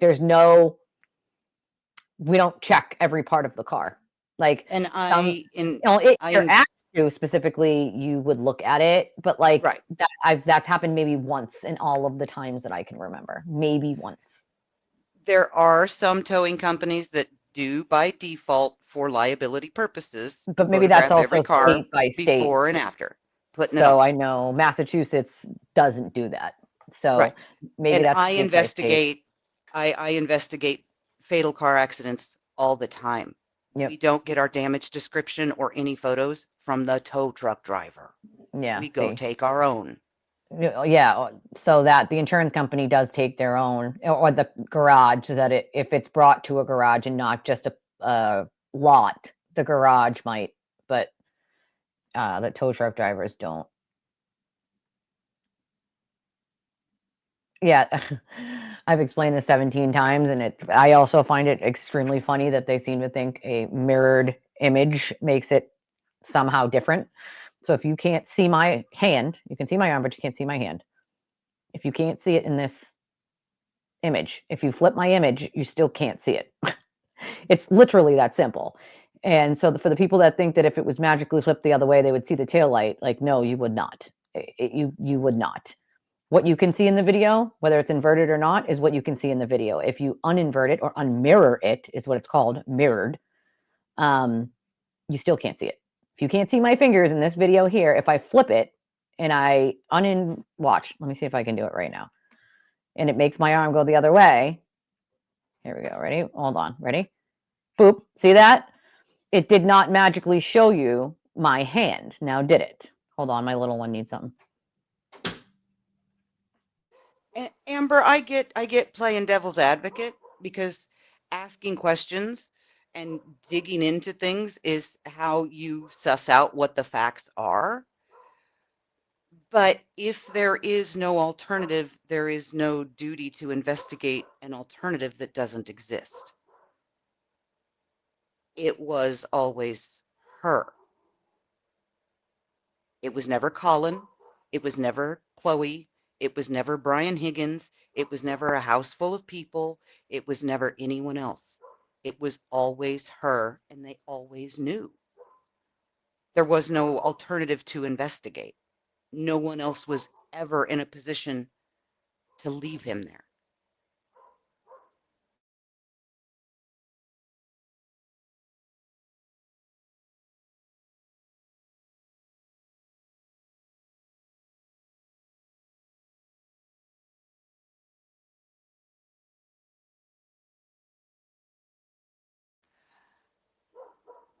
No, no, 2 days later, there really wasn't. 12 hours later, there wasn't. They knew it was her before they went to get the car. That's why they got the search warrant to go impound the car. They knew.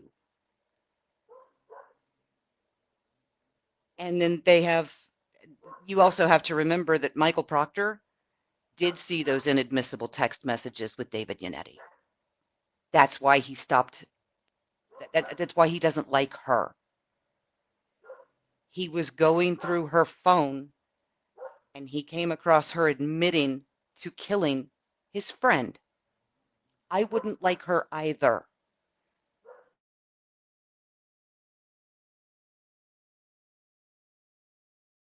Yeah, she's Give dealing with a me, little right now. yeah, just give me 1 second.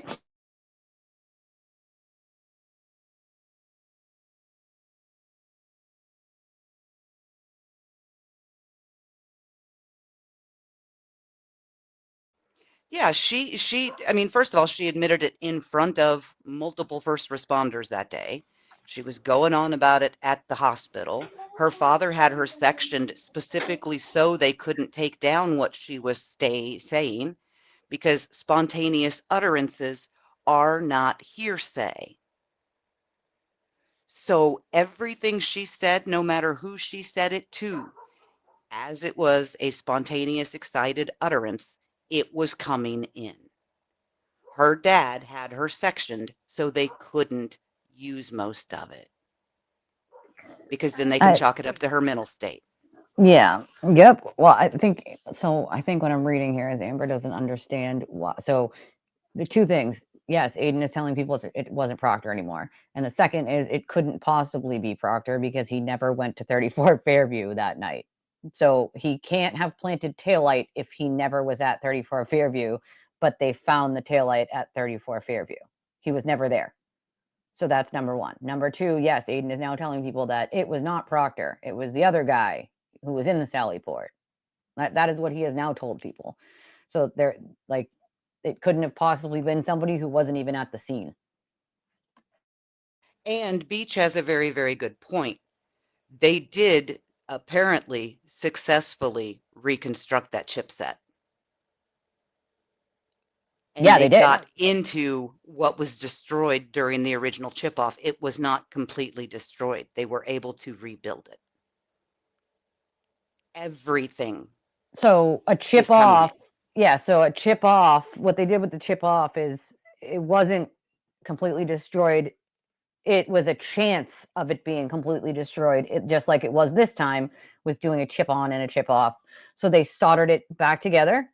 They were able to do the chip off again and get more information. Apparently, it was like 8 data sets that they didn't get last time that they got this time. So a lot more information than they had the last time.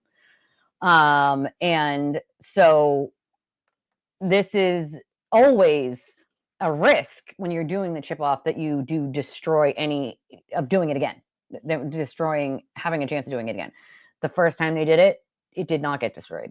I do not know if it was destroyed this second time or not after they did it, so that it couldn't be done again. But I do know that they got 8 more data sets than what they had last time because there was about 8 lines that they had missed the first time, I guess. And this is the defense's expert apparently that did it the last time. Question for Samuel. Yes, he shattered a taillight with his elbow. No, he did not have a bruise. Do you know what happens to blood in the human body when it's hypothermic? Do you know it slows down and it all concentrates around the heart? And did you know Hmm. that dead people don't bruise or bleed because They there's do no not. heart pumping? Correct. They do not. Dead people do not bruise.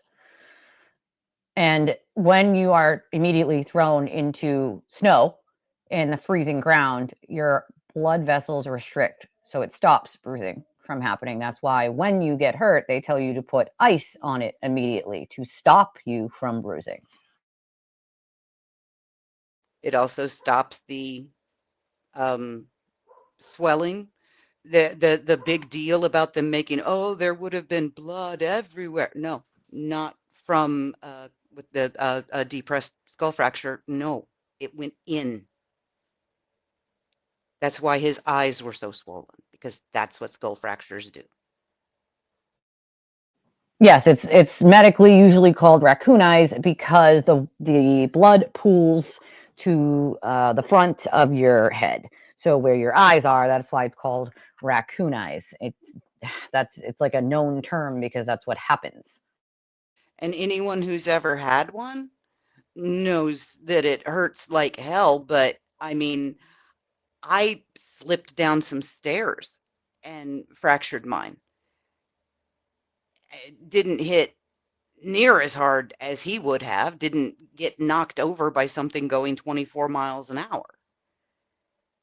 And it knocked me out for about 45 seconds. People also failed So, to realize that he wasn't hit head straight on. He was clipped by the side, not head in the middle of the car. And what they also don't seem to understand is this is not a normal pedestrian strike where you would be hit by the front of the vehicle. He was hit by the back side of the vehicle.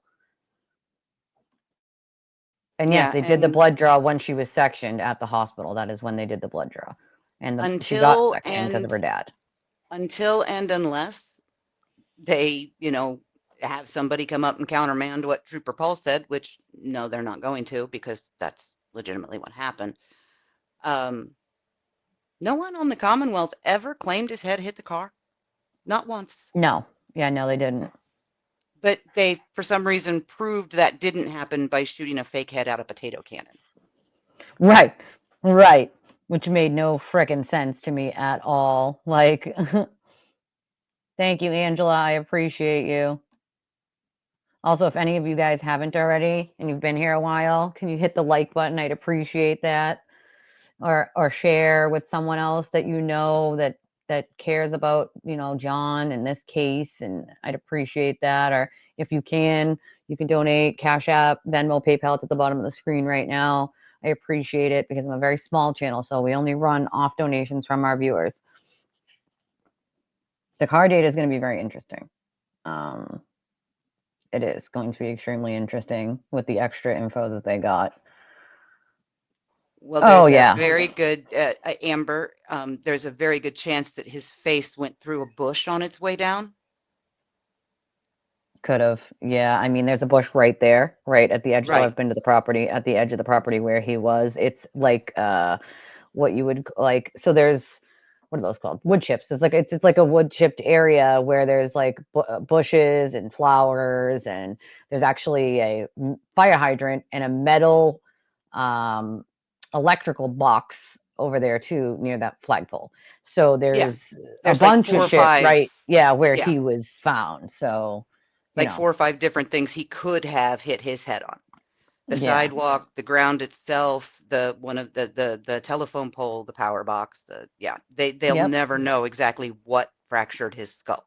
No, probably not. It could have been the ground, but here's the thing. The curb there over in front of 34 Fairview, you think of a curb and you think of it being like square, right? With an edge. This curb is not that over there. It is a rounded curb, okay? But it's sticking out of the ground a couple inches, maybe 6 or so. And the road slightly curves right there in front of Fairview. So the curb isn't just like flat, it curves a little. So it's a really strange curb. You would not see that curb if it was covered in snow. So she could have went up and over it a little bit depending on how far down she went. I don't think, though, true crime, that they will bring up the meeting with Lucky and Yannetti at the school because that's not really relevant to anything in trial. So I don't see that coming in for any reason. Yeah, that was more about it was just the blatantly stalking and harassing Michael Proctor's entire freaking family to do it where they did. Well, that was let's get real. They did that on purpose. That was not, on accident. They knew what they were doing. Like, we don't know how long he was alive for. We have no idea. That's kind of the ultimate problem is nobody actually know he was called at the hospital, but that's because they don't call it on scene, like where they had to get him out of the snow and try to do life-saving measures on him. Like, so they called it at the hospital. So we don't actually know because there's no indication in any of the paperwork if he was actually even alive when they got to Fairview or not, Right, or and if at they least just around thought they could bring here, him back. at least where I am in Illinois, paramedics and EMTs can't they cannot pronounce someone. It has to be either a doctor at the ER or the coroner. Um, and if someone expires in the back of the ambulance, they have They to still have to get bring him to the yep, hospital. Yeah, they yep, still have to bring the body into the they do. hospital And they have to get the hospital's permission to turn the siren off. The coroner is the one that usually calls it here. If it's an unattended death, they do leave the body there for hours until the coroner gets there. But in this case, they might have thought that they could maybe bring him back if they attempted it. So they put him, because his body temperature was so low, and they probably felt like he was freezing to the touch. They probably wanted to get him in the warm ambulance and try life-saving measures that way. That's what I'm guessing. I don't obviously know, but that's what I'm guessing. You're not Because, dead until you're warm and dead. well, we know that, like, Kerry was doing CPR on him right there on the ground, so that tells me he was not breathing, right? Like, why else would you be doing CPR unless someone was not breathing? So I don't know. We don't know how long he was not alive for. Was it instant? Did it take a while? We don't really know. We don't know, and it's kind of shitty that we don't know, because you could, have a little more information on that if we knew. But I do know that John was just left there, like, and he died in the cold alone, like, and no one, and I mean no one, should have to go through that ever. And John does get lost in this whole mess and circus. Like, he's the one who paid the ultimate price. Like, he's no longer with us. And, those kids lost a third parent. A third parent. They lost two of their parents within a 6-month period. And then the man who had been taking care of them for years, a third parent. I mean, these are kids, dude. Like, people seem to forget all the damage that has been done by creating this circus. Like, these children, John's family and friends, the witnesses, anybody who has spoken out against the conspiracy, including myself, has been relentlessly harassed, lied about. Like, the list goes on. And I think Phelps said it best in his podcast at the end when he said this goes over 100 people at this point. Like, we're talking endless amounts of people whose lives have been changed, altered, damaged in some way. Like, it's not okay. It's just not. Like,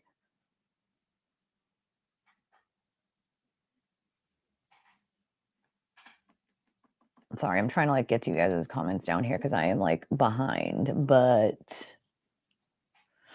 I think TB's got a lot of Kool-Aid that he feeds people. I just wish people would see past a lot of the crap. And scratches on his face could have gotten there from a multitude of ways, dude. Thank you, Cox. I Eh, appreciate it. I actually just came back. I was on a hiatus for about 6 months or so. I've been dealing with a lot of medical with Been my a daughter, with long her bone time. marrow and stuff. Yeah. So, but I appreciate that. I've been around since 2023, so most people, who have been here a while know me. Oh, And were you before? Trevor, I did say specifically that where I am in Illinois, Yeah, she no, did. EMTs and paramedics can't pronounce people here. The coroner goes to car accidents. The coroner goes to hospice patients' houses. The coroner pronounces just about everybody here. Yeah, it is deceptive. Maestro is right. Yep. How wide the road is and how close to his resting place was to the road. And you have to like see the property to see it. I've been over there obviously a bunch of times, so because I'm local. But And yeah, this is a I do safe love place. you, baby girl, but I gotta hop. Yes, ma'am. Got a Thank you. 4-year-old needing Momo for a little bit, so Oh, cutie patootie. Oh, love you, love ya. I love will see you. you tomorrow. Yes, I'll be in chat. ma'am. Bye. Do we bring in her DUI lawyer? I don't think so. I don't think they allow that in this time still. Unfortunately, it's just not relevant and it would prejudice the jury. So I just don't think that they would allow that in this time again. And I just don't think it's going to be allowed in. Don't be nervous, true crime. You let me know when your first live is happening. I will happily be in chat or do whatever you need to do, feel more comfortable. Like I said, we're like a family here. So, like, when a family member needs help or support, like, I'm in. You just let me know, you know?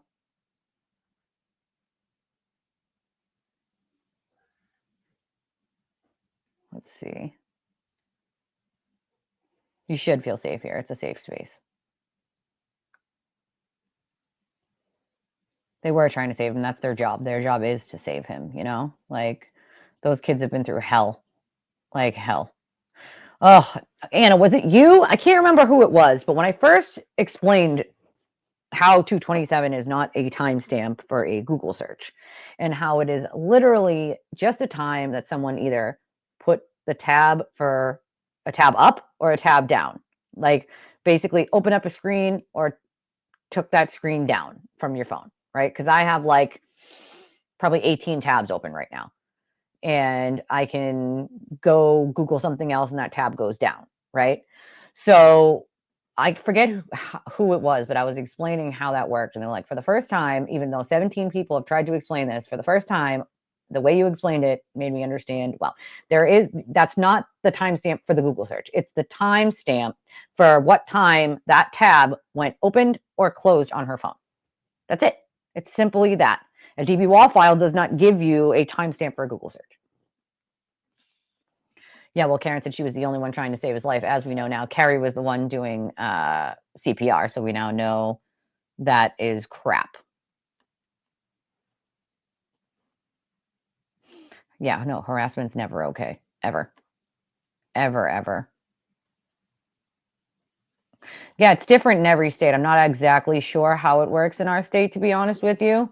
But I mean, maybe because Carrie was already doing CPR, they might have thought that it was viable to try to do the same or warm him up. I don't know. Won't be stopped until the person who teaches people that it's okay to do is held responsible for those actions of cyber stalking and criminal harassment, because that's what it boils down to. Is it is absolutely cyber stalking and it is criminal harassment, and those laws need to be enforced.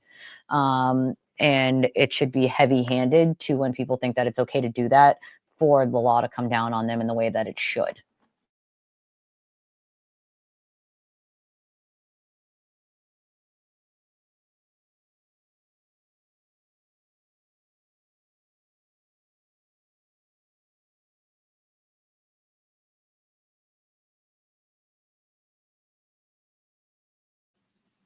What was deleted? Mama. It wasn't deleted.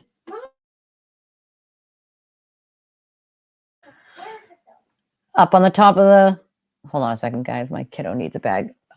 See the black thing hanging? It's got all the little baggies in it. All the plastic bags, all the Stop and Shop bags or grocery bags. You could take one out of there.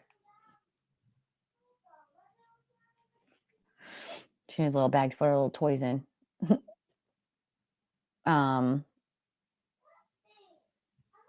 Yeah, John used to say life is just a movie, you know. I think it's on his headstone, I believe.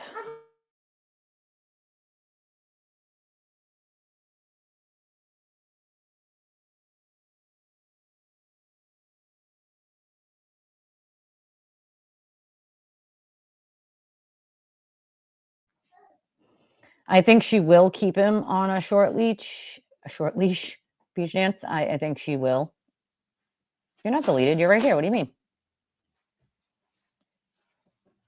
You're right here. What do you mean? You're deleted.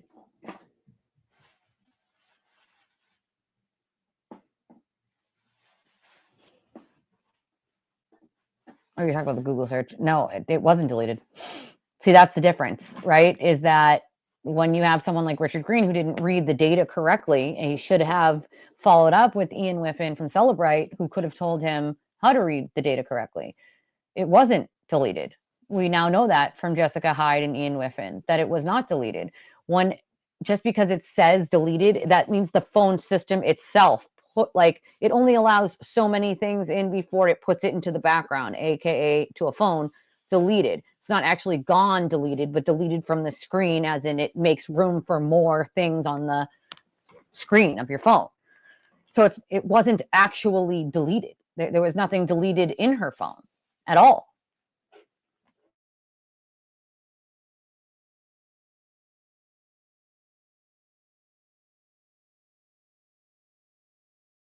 Bye, Anna. Hugs.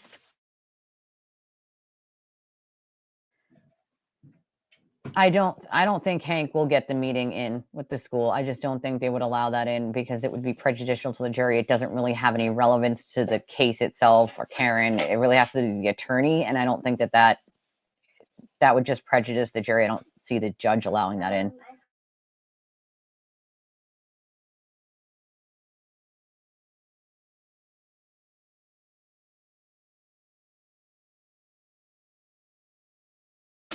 Green was wrong, and he had to admit that he was wrong. He had to apologize to the court for any aggravation that his reading of the data caused. Um, unfortunately, if you're not certified to read that kind of data and the data sets, then that's what happens. But Celebrite also made a patch after that so that people couldn't read it wrong, you know?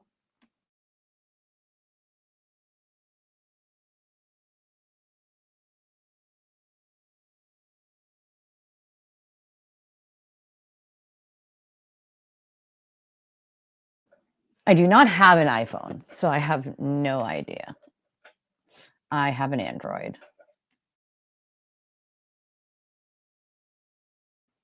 But yes, they changed the software because he read it wrong and because he was wrong. They had to, so that nobody else could do that again, because it would cause such an uproar in the way that it did here. It could hurt people. So Celebrite had to actually make a patch so that people could not read the data incorrectly again.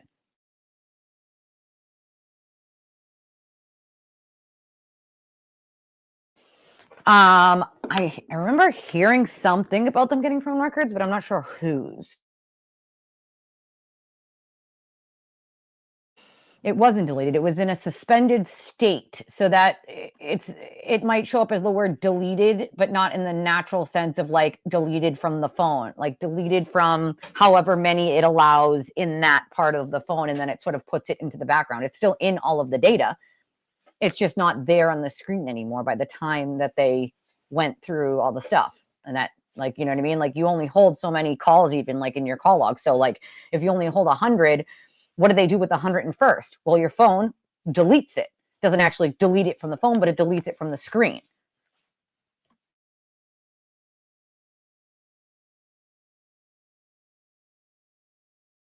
Well, Green actually didn't have any certification in reading Celebrite, which is why he had to call Celebrite, but he never called Ian Whiffen back. Yes. Do you have Twitter or Facebook? Where do you want me to send you a message? Or you could email me at twistedtragedies3@gmail if that's quicker for you.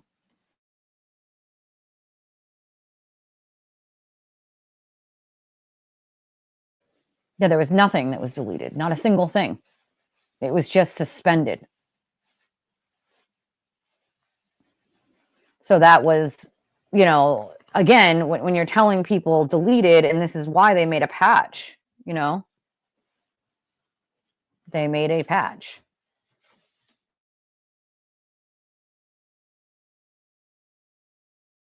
I have no idea, Brian. I have no clue.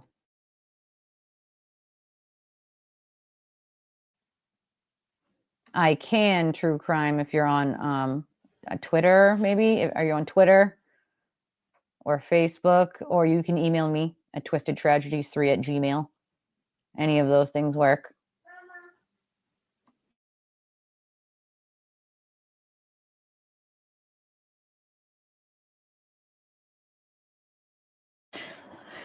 Yeah, so I mean, a lot of the phone stuff is pretty complicated if you're not familiar. I'm only familiar because my brother does this kind of stuff. So like he sort of like filled me in on the things that I wasn't familiar with. But it's a lot of the phone data stuff was easily figured out by like Celebrite putting a patch in, and Richard Green, like he called Celebrite for help and Ian Whiffen called him back, but he never called Ian Whiffen back after that. So he never got the answers to how to properly read it. So he just read it the way that he thought he should read it, but he had no certifications in reading Celebrite software to begin with, which is probably where he made his mistake. But he did apologize on the stand. Like, yeah, I think everyone on planet Earth knows that it was Deanna that took those pictures, not me. It's very well publicized that I was blamed for pictures that I never took, and that she at some point took responsibility for it.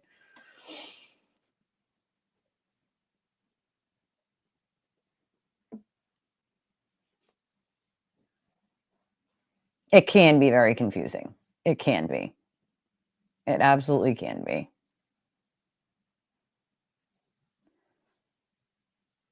I know. I agree with you, Cox. I agree. I think that's why they're calling them. Hank said, though, you either give me the phone records or I'll just call them and put them on the witness list. And that's exactly what he did. He put them on the witness list and said, all right, well, I'll get the answers straight from them then. Like if the judge didn't want to give them the records for him to check that, then he'll just ask them on the stand under oath.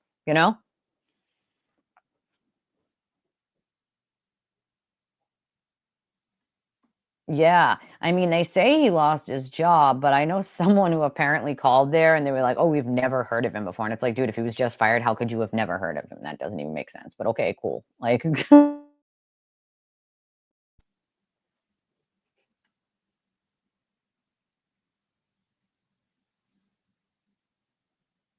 he should be able to tell us details if it's green, but again, he couldn't tell us details because he didn't have any Celebrite actual training to be able to do that, like at all. So that's partly why, unfortunately. Like, let's see. I'm looking at what we have left on, let's see, the court. Hold on. Let's see. Well, we already talked about this. The federal habeas was denied. Whiffen told us lots of details when Whiffen was able and Hyde were able to explain in layman's terms all of that during the first trial, and they did a fantastic job. And actually, even before the trial, Ian Whiffen put out like a blog post explaining like how Green was wrong and why. So I thought that was really cool that he did that. They can attempt it. I don't think the judge will allow it because it'll just be like the defense will argue that it's just going to be prejudicial to the jury.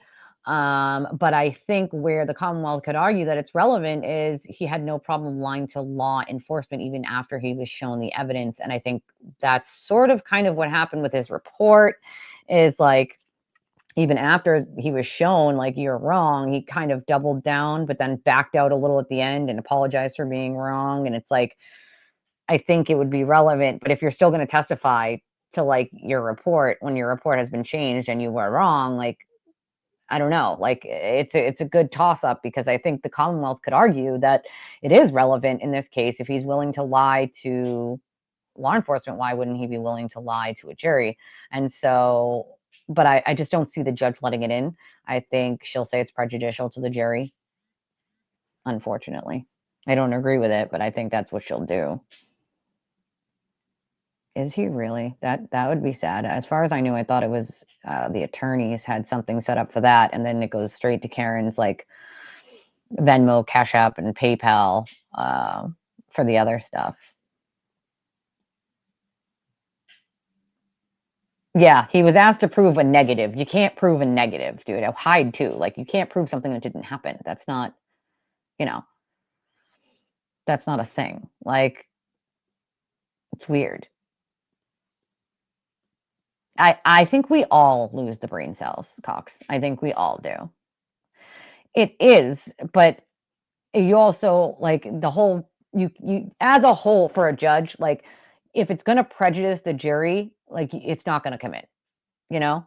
There was a motion, there was a motion. I don't think it'll like be allowed to allow in um his record. I just don't think she's going to allow it. Um I don't normally they are always allowed to be involved in picking the jury. As a defendant, you have that right. You and the Commonwealth work together to pick a jury. That's how it always works.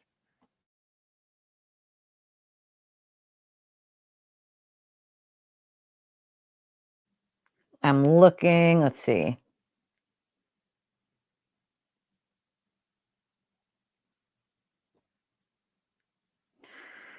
Um, okay, so the witness list. Let's see.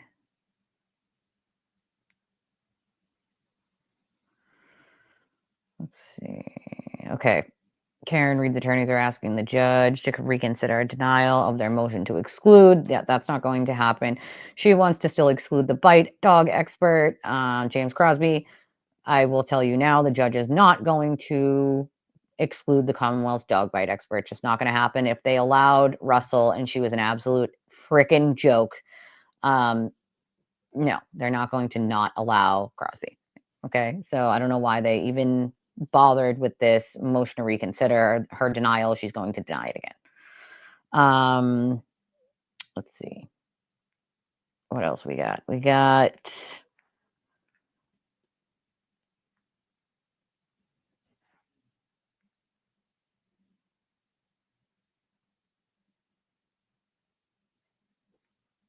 motions in limine.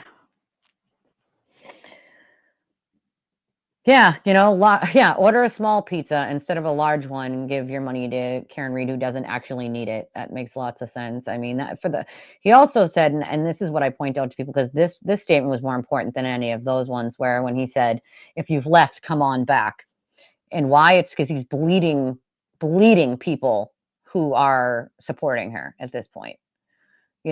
Like absolutely bleeding people. Like yeah, I do think Hank went a little easy on Dr. Russell, but I think during the trial she's going to see a little bit more, and she's going to look ridiculous like she did in the first trial. I don't even know why the defense decided to bring her back, probably because she's the only person willing to say that that's a dog anything.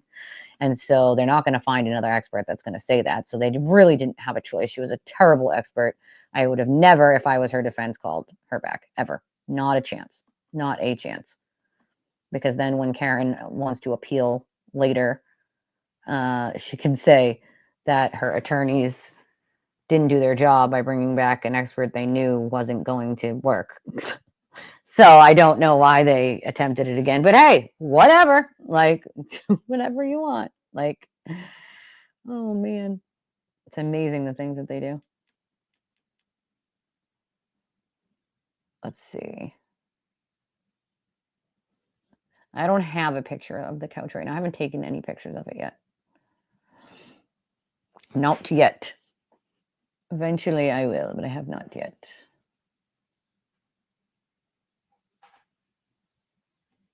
Tomorrow? For what? From the forts? What do you mean?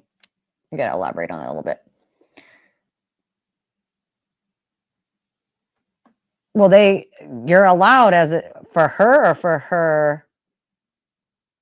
Hold on. To be included with the jury view, like for her specifically, or because I mean, as a defendant, your attorneys and the Commonwealth pick together. They pick the jury together. Oh, I know. They will attempt it. They will attempt it.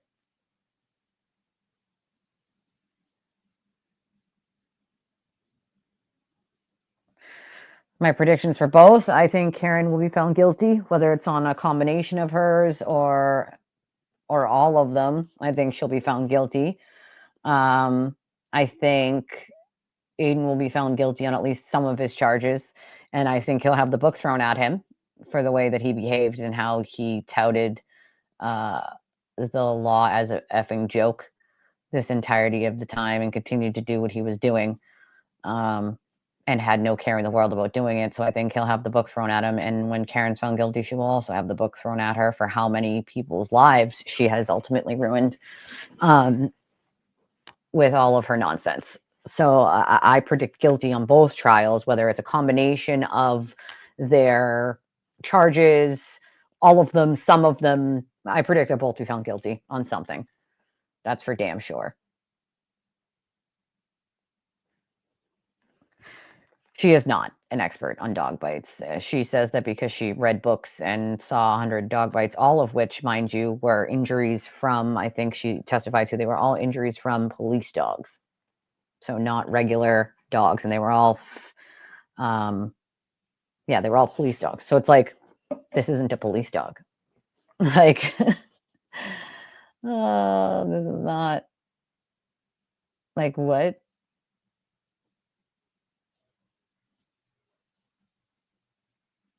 What do you mean went days against Russell? He went, yeah, he did the evidentiary hearing to see if she could testify. But I mean, I'm saying in the trial, I think he'll be a little more, like a little more thorough with more of the questions that he asks, and a little more. Sorry, I'm trying to read it says defendant's motion in limine to present demonstrative exhibit based on Christina Hanley's testimony. Defendant's motion in limine to exclude irrelevant, inadmissible, and prejudicial prior bad character and propensity evidence. Okay. Defendant's motion to impound portions of defendant's motion in limine to exclude certain witnesses before and after testimony. Interesting. Affidavit of Elizabeth Little in support of defendant's motion to impound. Defendant's motion in limine to exclude certain witnesses before and after testimony. Defendant's motion in limine to exclude certain witnesses before and after testimony redacted. Defendant's motion in limine for view. Defendant's motion in limine to prohibit testimony regarding funds paid to experts for purposes of voir dire. The fact that they think that some of these would even be approved is amazing to me. Defendant's motion for order prohibiting the Commonwealth and its agents from speaking with or having contact with any witnesses once they have taken the stand. See, that's the difference, is once they are no longer on the stand, like, they can do whatever they want. So again, I don't know why the defense thinks that magically they're going to be allowed things that aren't normally allowed. Like, I will check true crime. It's probably in there. I just haven't seen it yet. It doesn't just pop up on my screen. I have to look. Defendant's motion for attorney conducted panel voir dire.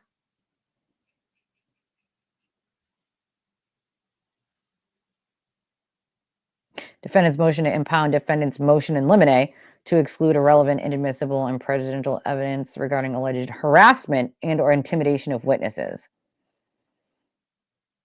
Okay, so just FYI, they're trying to basically say that, like, we don't want the harassment in. Unfortunately, now that it has become an entirety of a thing, it's coming in.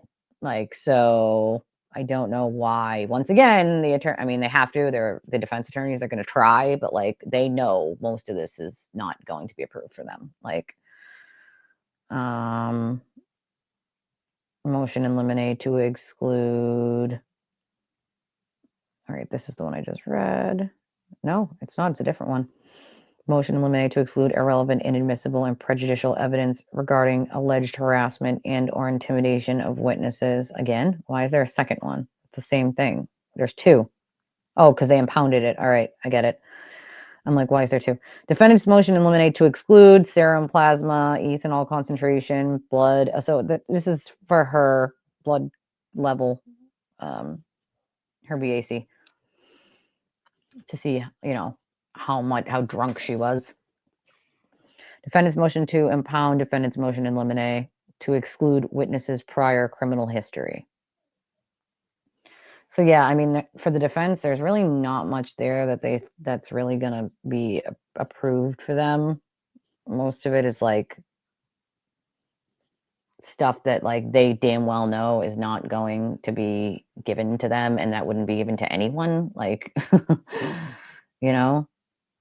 I don't understand why they think it is. It's amazing to me. Like, I don't know. Probably not. Probably not. I don't think she would be called in his trial. I don't think they really need her, to be honest. Like, I agree with you. I think there should be years. Yeah, no, I think the book will be thrown at both of them. I think he did go hard, but I think my point is he will go harder at the actual trial,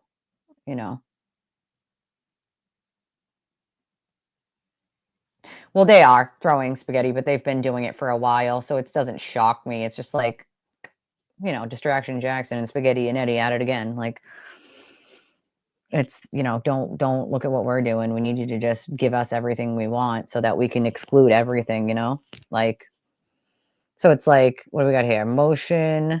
Commonwealth's motion for attorney conducted an individual voir dire of potential jurors and proposed jury questionnaire. So they want a jury questionnaire and they want it voir dire each of the proposed jurors. Makes sense. That makes sense. I'd want to do that too, because if they're going to lie to my goddamn face,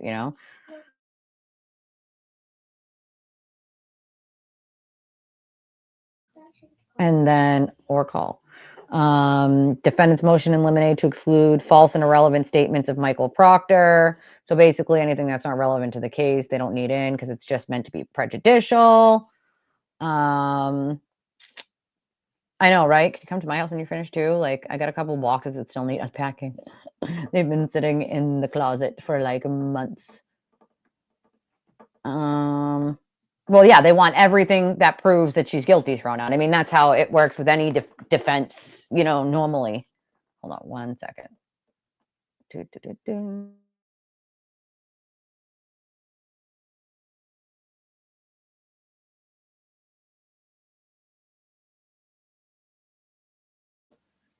I don't know. This is Massachusetts, not New Hampshire. We're in Massachusetts. So,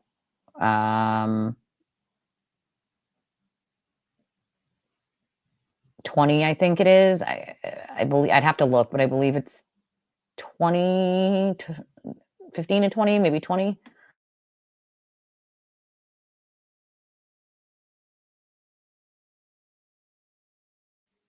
I think they'll give her quite a bit of time. I think that they will give her quite a bit of time if she's found guilty because all this circus that has happened around it, like the judge is not going to find it cute. Let's just put it that way, especially after all the judge has been through because of this.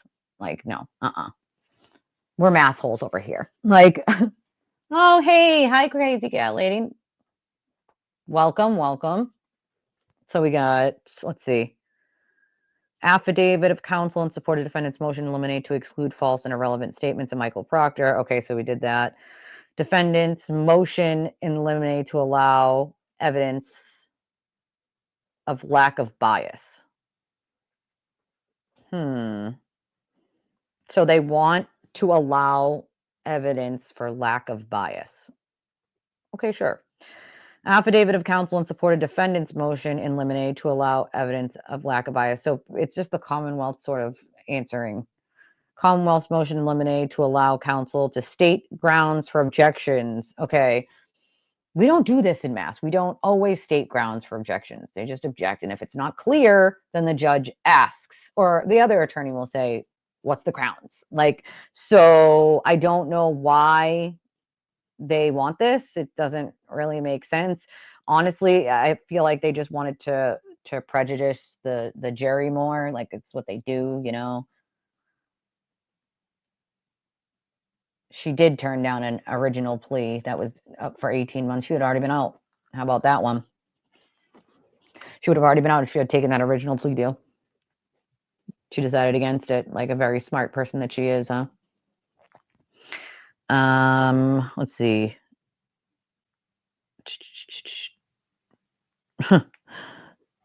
It says affidavit of counsel in support of defendant's motion to impound the defendant's motion in limine to prohibit the Norfolk District Attorney and Massachusetts State Police from having juror contact. Not that they would anyway. So it's just so ridiculous to file this. They wouldn't have juror contact anyway. Like, come on, man. That's just ridiculous. That's nonsense. What else? All right, let's see. Boop. Commonwealth's motion in limine to preclude reference to and redact the manner of death contained on the victim's death certificate. So they want to preclude the reference to and redact the manner of death contained on the victim's death certificate. Probably once again to keep it from being some sort of argument about why, if it was changed and if it wasn't, because we know why. Like, so let's see. Commonwealth's motion to eliminate to allow in-court identification. Commonwealth's motion to eliminate for sequestration order and for relief from that order for family members of the victim. So that's like the witnesses would be sequestered, but the family members of the victims would be allowed still to be in the trial before and after they testified, just as they were last time. That would not apply to them. Let's see. Defendant's motion to eliminate to appoint a court stenographer, prevent identification of jurors, and impound juror names during trial. Commonwealth's motion in limine of intent to obtain query records of potential jurors. So they want queries run on all the jurors.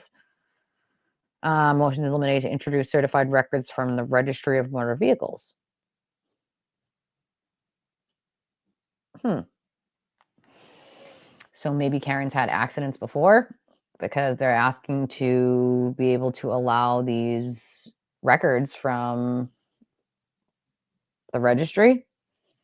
So maybe she had her license suspended for something before, accidents, speeding, something. Interesting. Commonwealth's motion in limine to admit one victim's photograph and 2 photographs of the victim's injuries as observed by medical personnel, autopsy.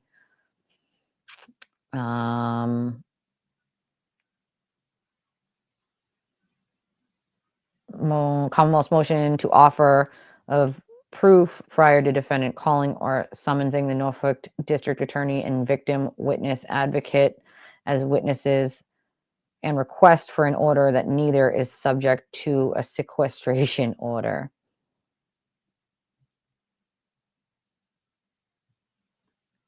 Prior to defendant calling or summoning the Norfolk District Attorney and victim witness advocate. I'm not really sure what they're asking for here. That the victim witness advocate and witnesses and a request for an order that neither is subject to a sequestration order.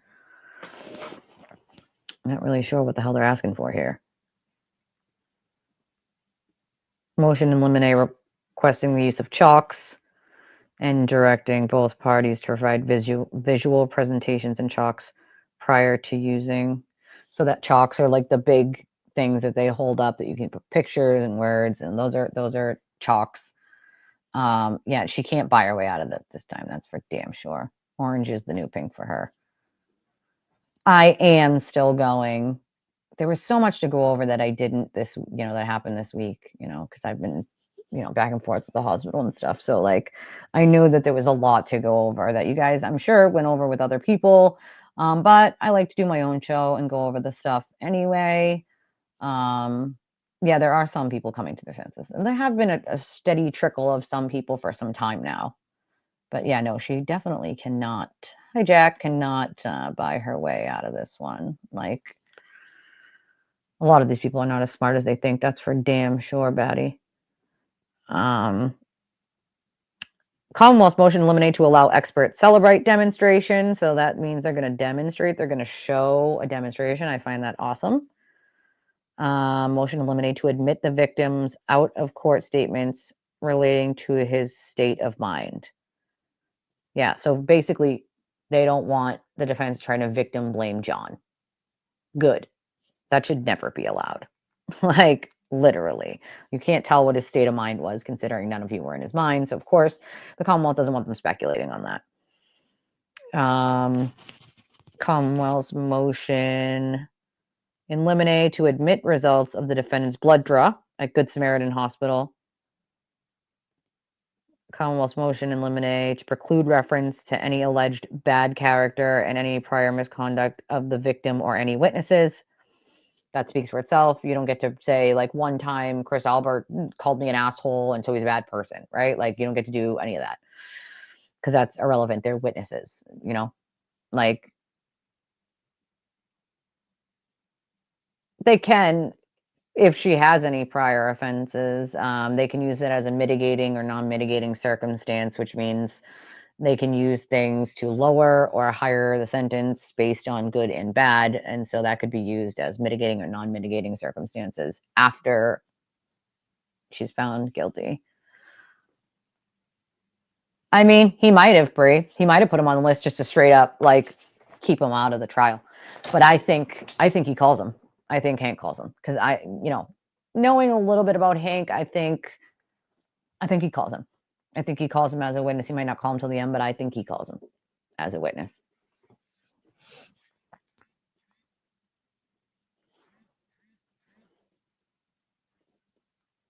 Let's see here.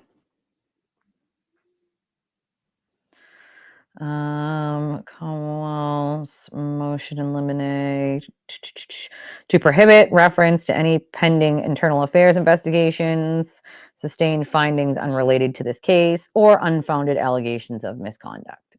He is brilliant, Cox. Absolutely brilliant.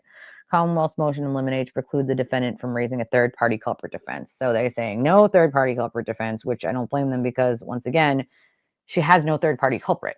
So I don't think she'll be allowed to use a third-party culprit defense. I just don't. It's really that simple. I just don't think she will be able to. I'm just making sure that I read all the ones that I can see here. I think I did. So they want to voir dire the jurors, which I don't blame them.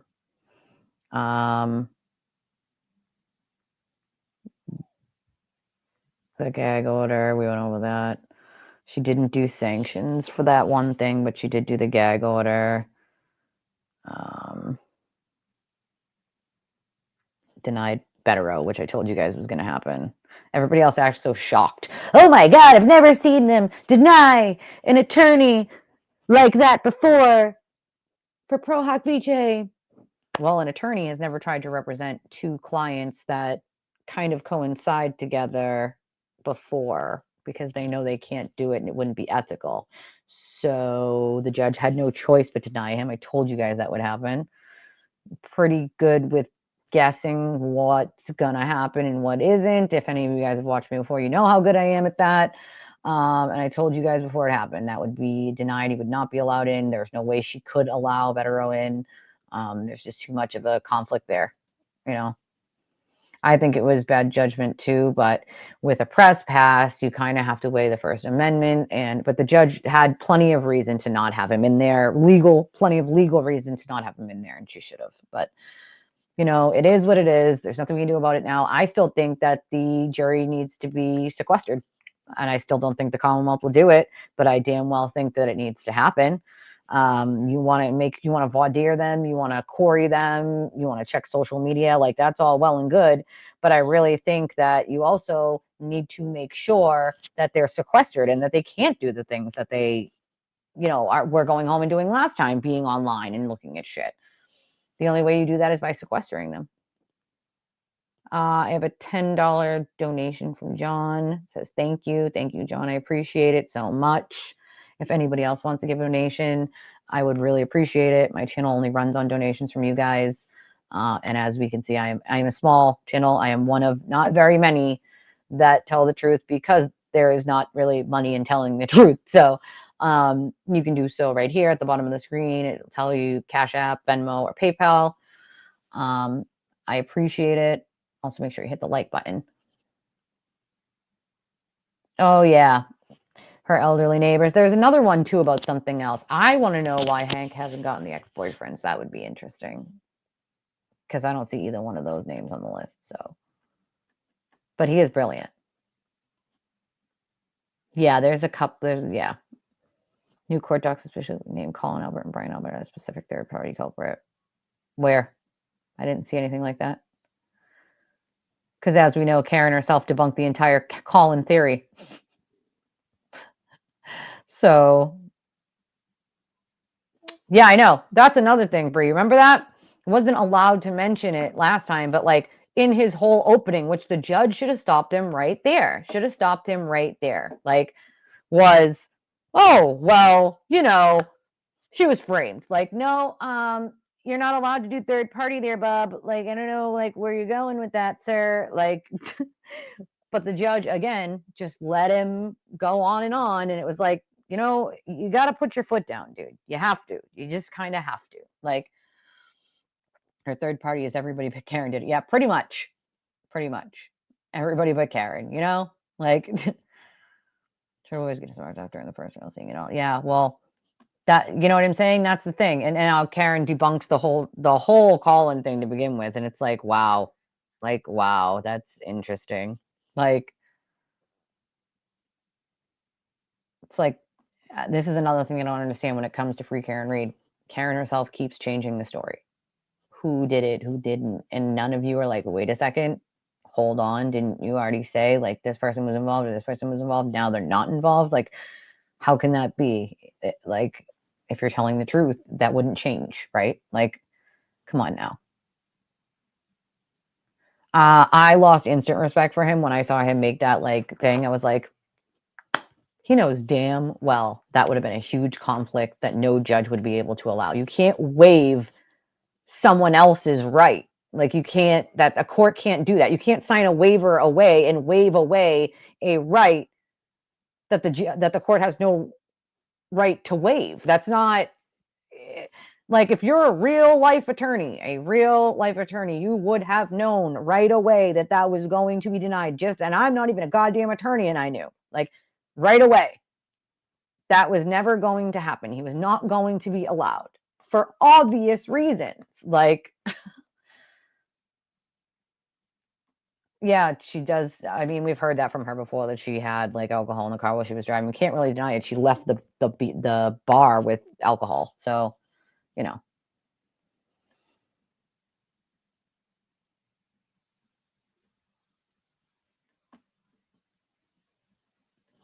Scary thing is, it seemed like she was going to let MB in if it wasn't for HB. Judge said, I'll likely let him in with a complete affidavit.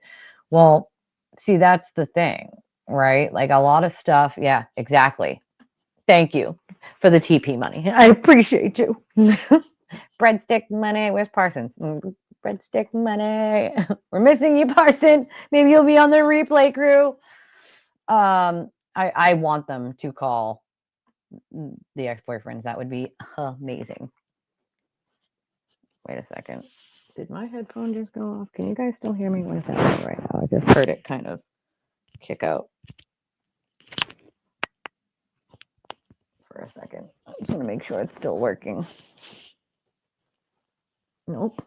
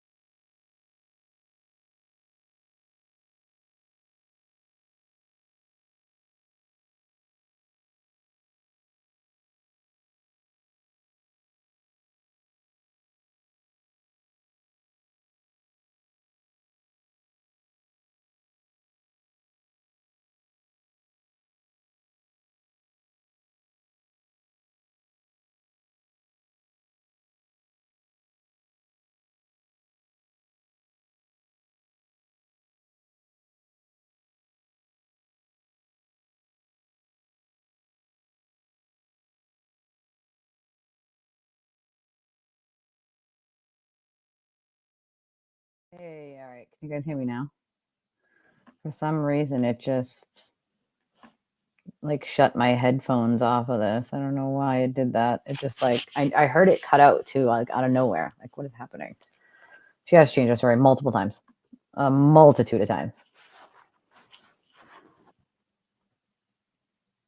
I don't I don't know why. I heard it sort of cut out. I'm not sure why it did that.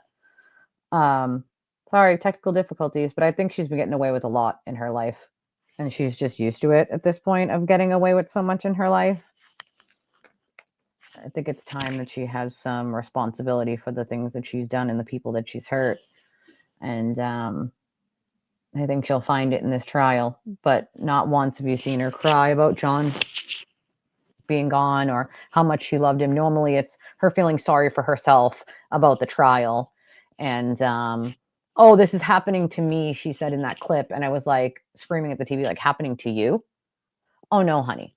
Oh, no, no, no. It has happened to all of the people you have blamed and then allowed your unhinged blogger to go after with lies and BS. It's about all these victims that you helped create because you couldn't just take responsibility for something you did. And you went after an unhinged, mentally unwell blogger who has the same problem with taking responsibility. Because that was brilliant, let me tell you. Like, yeah, daddy can't protect her from this, not from a jury and not from Hank. So, you know, they can appeal until the cows come home, but ultimately, like, she is now appealing, like, you know, to a higher court with her crap. Like, good, you're still going to lose. You can appeal until the cows come home. It's legally sound. Like, there is no double jeopardy. There was no verdict. Like, sorry, not sorry. Like, she is cruel, extremely cruel. It's sad, but true, you know, like, it's sad, but true. Yeah, exactly. She can appeal from prison, right where she belongs. Both of them can appeal from prison. Laughable to appeal, but like, hey, cool, you do that from prison where you belong. Be wonderful. Like, so whatever. All right, guys. I love you guys. I think I'm going to wrap it up. I will be back tomorrow, obviously. If you can, please, I love you guys so much. Please hit a like and he can give her a certificate of appealability, but that only means that, like, they might have made a little bit of an argument that said to the judge, like, okay, well, here's a certificate of appeal so you can appeal. It doesn't really say much. That doesn't say, oh, she's going to win an appeal.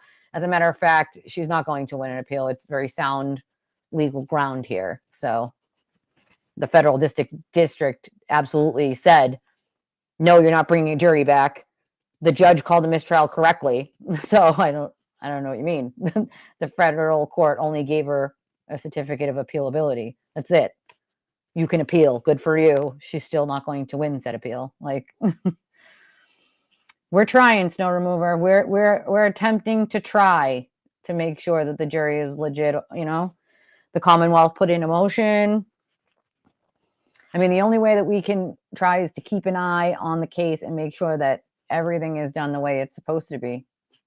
You know, like, and it's, we're not dealing with people who don't know. Hank knows what he's doing, you know, like, he's doing courties on them. He wants voir dire on the jury members. Like, I think he's doing everything that he needs to be doing, you know, when it comes to that. Like, doesn't matter if certificates of appealability aren't issued in every case. They're issued, and that does not mean you're going to win an appeal. And I promise you, she is not going to win an appeal at all, not even a little bit. There's too much legal ground here for this exact issue. She's not going to win any appeals on it. So,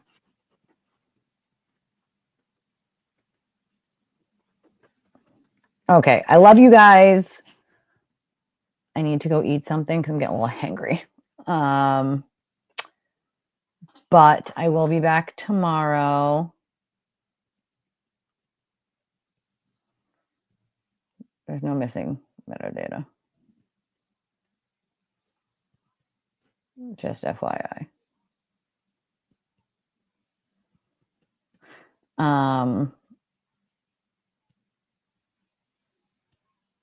Corey check. They're doing Corey checks and voir dires. So they're doing Corey checks on the jurors. All right, yes, I'm going to eat. I am starving like a hostage. I will leave you guys with my outro. If you can, please hit the like button. It's the share, CORI, Corey, CORI. It's a criminal offender check. It's to check records, basically. They're going to check the records of the jury. So it's CORI. I will, be here Tuesday, Wednesday for the 18th and the 19th for the hearings. I'll be here tomorrow morning. So I will see you guys then. Like I said, make sure you like, share if you can. Make sure you give a little donation to the channel. We only run from our viewers. We're not huge. We don't get them like the sewer turtle and Karen. And every dollar counts. So no matter how little, we do appreciate it over here. I love you guys, and I will see you guys tomorrow morning if you'll be around then. So make sure you hit the bell notification and you move it to all if you just subscribed, because when you subscribe, it leaves it in the middle at some. And if you want to get notified, you want to move it up to all. All right. So I love you guys. Let me know what you think of my outros, any of you guys who haven't been here, because I worked really hard on my intro and outro, and I'm pretty proud of them. So I love you guys, and have an amazing day, everybody. Sunday, fun day.